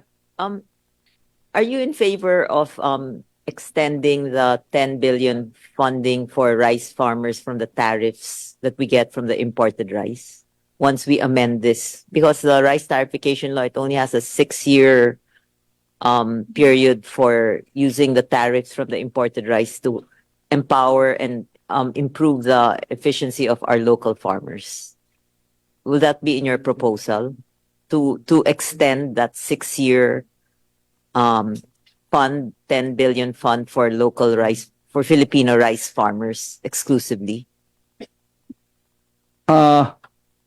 Well, maybe that's Mr. not Chair, this is just probably my opinion, and I might be wrong, but we have already discussion about retaining some of the features of RCEP. No? We're now already generating more than 20 billion. In fact, this year maybe close to 30 billion, no, from the tariff of rice because of the high prices and the bigger volume. No? So yung first 10 billion of that is guaranteed, no, under RCEP for special procurement, no, for seeds, equipment, and other stuff. No? And then the rest is for the RFFA, no, Rice Farmer Financial Assistance. And this is where the President is thinking that, it would be more efficient if a big portion of that will be channeled through NFA so that NFA will be able to buy more at a higher price, to buy more palay, to make sure that we have a buffer stock in the process because of that dilemma. So yun ang tinitingnan ngayon ng Pangulo, and we're waiting for full discussion on that, on how we will request Congress for the amendments in the law. Yes, and I think in one hearing, it was also Chair Enverga that mentioned that maybe it would be a good idea to all the beneficiaries of like the equipment that PhilMec has been giving and all the subsidies that the DA has given, farmers should allocate a certain portion of their produce. I think, Mr. Chair, you said mga 25% at a fair price, like 22, 23. Means so they give back rent to the government. Not everything will be sold at a profit. I mean, that's something, Mr. Chair, I remember that's something you recommended. Yes. I hope that you include that in your proposed amendments. Mr. Chair, Yes, Mr. Chair. Yeah, okay. Yes, be sure that makakain ng tao yung rice coming from NFA. Kasi there's a wrong connotation na when it's NFA, parang ang pangit, hindi mo talaga makakain. So just be sure that the people can eat the rice. yes, I think may mga interventions na kayo, admin, dun sa mga inaamag, yung nga, one of the concerns din sa DSWD, nung 4-piece beneficiaries, we encountered a long time ago. So, I'm sure you have... I would like to reply on that, Mr. Chair, no? Your Honor. We've completed almost 800,000 sacks, no? 50 kilo equivalent per sack. Distribution under the one-time rice allowance given by the President, no, to all government employees, no. And in particular for the teachers, we've already worked closely with Dec.7 that all the withdrawal of NFA rice for that program, they have to check from our warehouse for the quality, no. And then if ever, Excuse me, who will check that? yung Yung teacher? yung mga focal person nila, no? Like in one school, they send a representative to check all the rice. Why do you have to check that? Why don't you give the best for the teachers? Yes, we were giving the best, Your Honor. So, ba't kailan pa pong i-check? Hindi, just to make sure so that all, complete staff work. Not to make sure, be sure. Yeah. That you give the best to the teachers. Bakit Yeah. i-check pa? Dedoble trabaho po sa teacher yan. There are some other documentary concerns, Mr.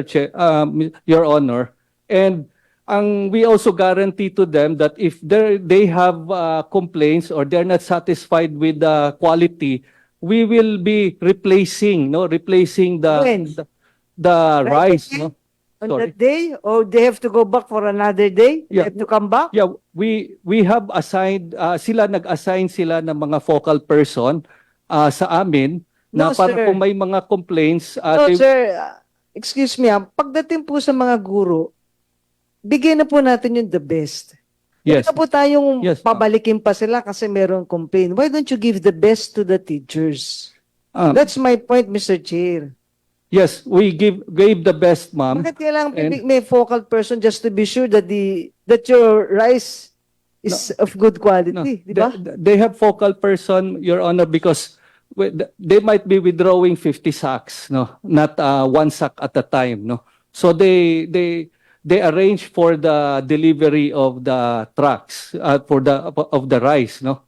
So may binubuo nila yan grupo-grupo, no. So meron silang representative for each group, usually by school level.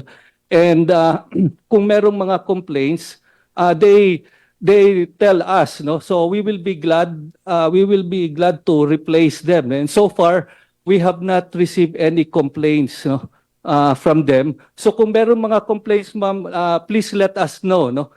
So for now, there is no record of complaints. There were some, yeah, actually, but we addressed that already. But very, very small number. And meron naman talagang kung may nakakuan doon, naka-mix doon na somehow na miss doon sa pag-check.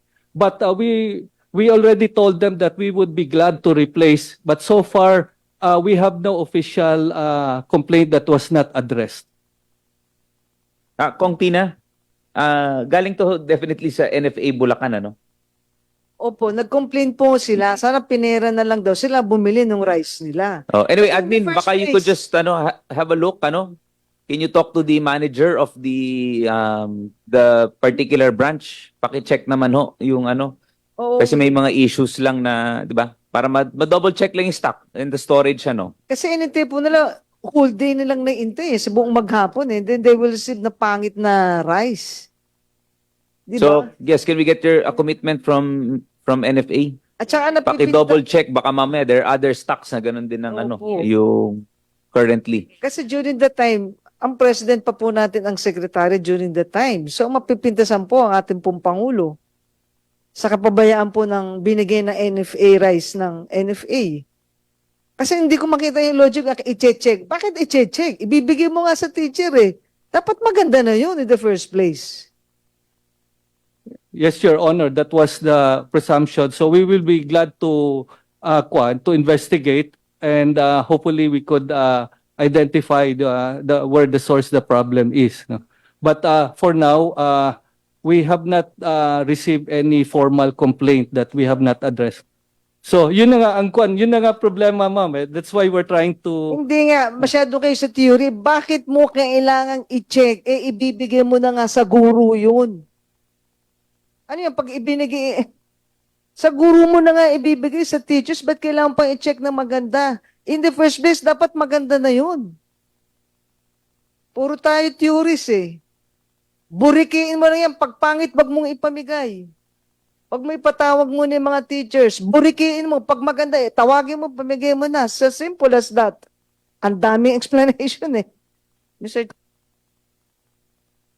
Address will be recognized. Actually, the rice that we are issuing to government employees through OTRA are the best quality of rice. Ito, kaya namin pinakikita sa kanila because before it leaves our warehouses, nakita nila yung quality. Mahirap kasi kung nasa labas na, ang bigas, saka kami mag-argumento sa quality. We really choose the best quality NFA rice para dyan. In fact, we milled our stocks in Mindoro para madala dito sa NCR, para lang dyan sa OTRA. Yun po ang instruction kasi ibigay ang best quality. So ang amin lang purpose doon, why we ask representatives to see before we release in our warehouses the quality of stocks that we gave them. Anyway, we expect nothing less but the yung compliance from the request of the Honorable Tina Pancho. So admin, can we get a report trend? Baka pwede mag-random check yung warehouses po ninyo doon. So at least malinawan din kami, So thank you. Chair. Yes, Yusek DB. Yeah, naiinggit na ako sa sa mga sinasabi nila because na-concentrate tayo masyado sa rice. Sa livestock medyo na yung livestock kasi, Mr. Chair, sa tingin ko kulang kami. We want to increase the stocks, genetics, embryo. Maraming programa. So we are appealing to the committee, especially the chair, na pansinin nyo naman kahit 10% nang idagdag nyo dun sa ilang ba yung rice natin. 100 million. Kahit 10% bigay nyo sa amin. Kaya namin gawin yan. Hindi pa payag yata ang PRISM. May RTL naman sila. Marami pilag kami, Mr. Chair, sariling sikap eh. Buti nandyan yung mga namin, yung mga we understand. stakeholders. Yusek DB, just for our knowledge, si Secretary na banggit niya naman ito, dun sa yung concern din ninyo sa budget. Yes, pero mas po kayo. Anyway, siguro we'll find the chance to speak to Chair Saldi. I think they had the chance to meet si Secretary Kiko and si Chair Saldi. Yes. Kailangan namin. Oo. Yes. Like yung National Livestock Program. And we understand, we support that. 6 billion lang yun.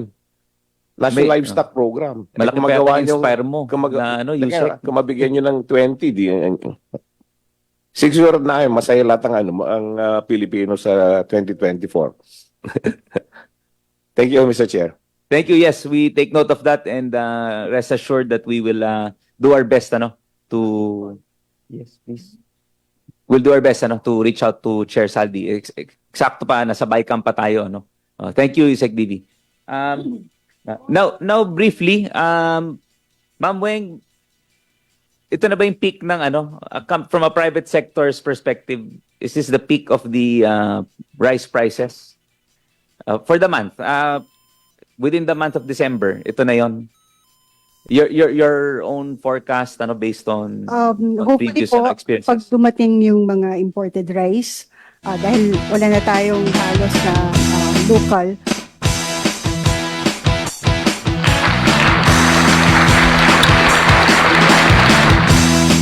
Okay, so yun mga kaibigan, napanood natin, napakinggan natin yung ginawang deliberasyon ng Kongreso tungkol po sa sektor ng agrikultura. Totoo yun Sabi nga rito ni nung ating katropa si Dante Talavera na kawawa ang mga farmers. Kapag maraming ani, mura na bibili. Kapag walang ani, mahal. Di ba? So totoo yun. At magandang gabi rin kay Miss Jackie Lagpawadahar. Hindi pa yata natutulog. Problema nga ngayon, nangyayari nga, totoo lang, hindi malabong mangyari yung ang 20 pesos na lang ang bigas. Malabo kasi ngayon nga lang ang pinaka-minimum ng bigas na pinaka-mura, nasa 50 plus. Hindi pa masarap yun. So, paano mangyayari yung 20 pesos? Malabo raw yan. Nga lang dati may 40 plus nawala na talagang lalo pa ngayon ang nangyayari kasi maghihirap ang mga magsasaka magtatanim, magpapagod, binibili sa kanila ng mura lang, kaya ibang magsasaka hindi na nagtatanim, di ba? Magpapakapagod ako, halimbawa ang gastos ko sa aking pagtatanim ng palay, halimbawa na lang doon sa isang plot, doon sa isang aanihin ng tataniman. Ang gastos ko ron is sabi natin 10,000. Tapos bibili sa akin ng gobyerno 10,000 rin. Ay, hindi po pwede. Paano yung pagod ko? Paano yung, di ba? Siyempre isasama mo dyan yung pagod mo, yung sakripisyo mo. Hindi po pwedeng yun lang ang ginastos mo ron, ay ganun din bibili. Hindi na ako magtatanim pagka ganun. Okay, so with that mga kaibigan, sana maayos ang problema natin sa sektor ng agrikultura para naman maging happy ang ating mga magsasaka. At syempre para maging maluwag naman din ang ating mga consumer. Hindi yung bibili ako, kamahal ng bigas. Bibili natin consumer, ang pangit naman ng bigas, ang mahal pa, di ba? So yun, sana ganun. Sana maayos na. Okay mga kaibigan, sa oras 10:35 po ng gabi, Philippine Standard Time. Ay bago tayo magpaalam, maraming salamat ulit kila Christopher de los Santos, na QC, Robert Esteban sa Digang Bayan, Miss Jackie Adahara, LMT, Dante Talavera ng One Gun Pilipinas, at magandang gabi sa inyo kala Ma'am Marilyn Lagura. At muli tayo magbabalik bukas sa ating Friday edition ng programang Tropa. Muli po mga kaibigan, ako lang yung naging kasama, kajaming, kakosa, kabarangay, katropa, kakuya, dito po sa programang Tropa. ROCEL LOPEZ. Magandang gabi Pilipinas at mapayapang magdamag. Magandang gabi po. Responsable ka ng gun owner? At mahaba ba ang iyong pasensya? At hindi ba intinang iyong ulo? Alam mo rin ba ang batas hinggil sa pag-iingat ng baril o firearms? Kung hindi, a responsible gun owner? Are you a responsible gun owner? Are you a responsible gun owner? Are you a responsible gun owner? Are you a responsible gun owner? Are you a responsible gun owner? The PNP Civil Security Group would like to advise all firearms holders to renew their license to own and possess firearms and firearms registration within 6 months before its expiry date.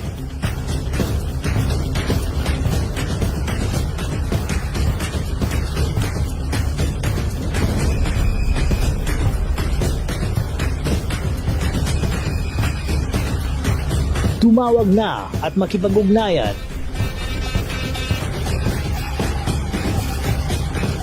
Be a responsible gun owner. One Gun Pilipinas ang sagot mga katropa at kaganos.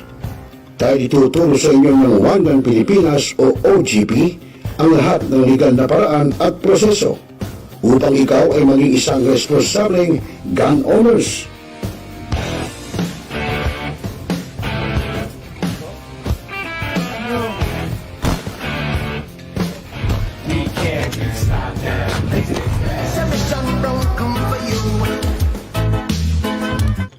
Ano pa hinihintay nyo mga kaganers? Sali na sa One Gun Pilipinas ngayon na. Now,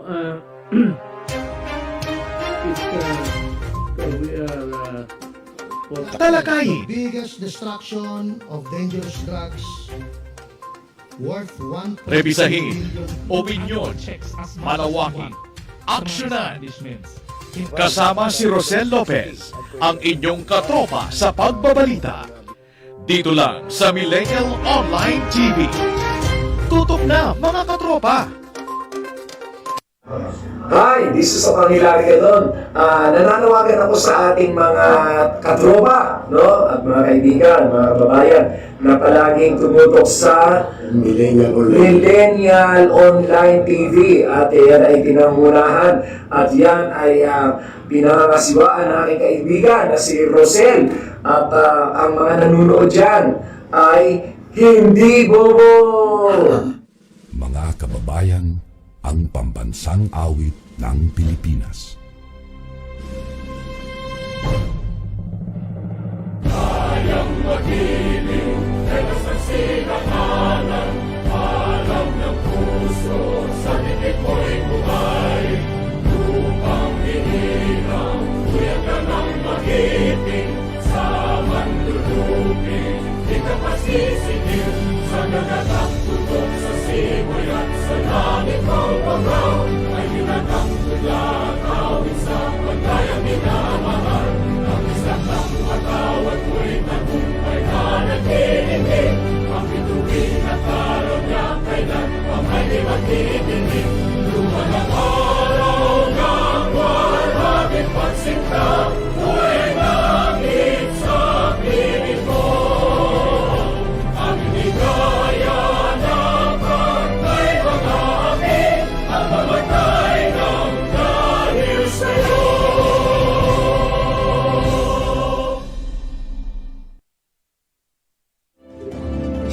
ng buo-buo ng Millennial Online TV at sa lahat po ng sumusuporta. Maraming salamat po. Millennial Online TV is now signing off.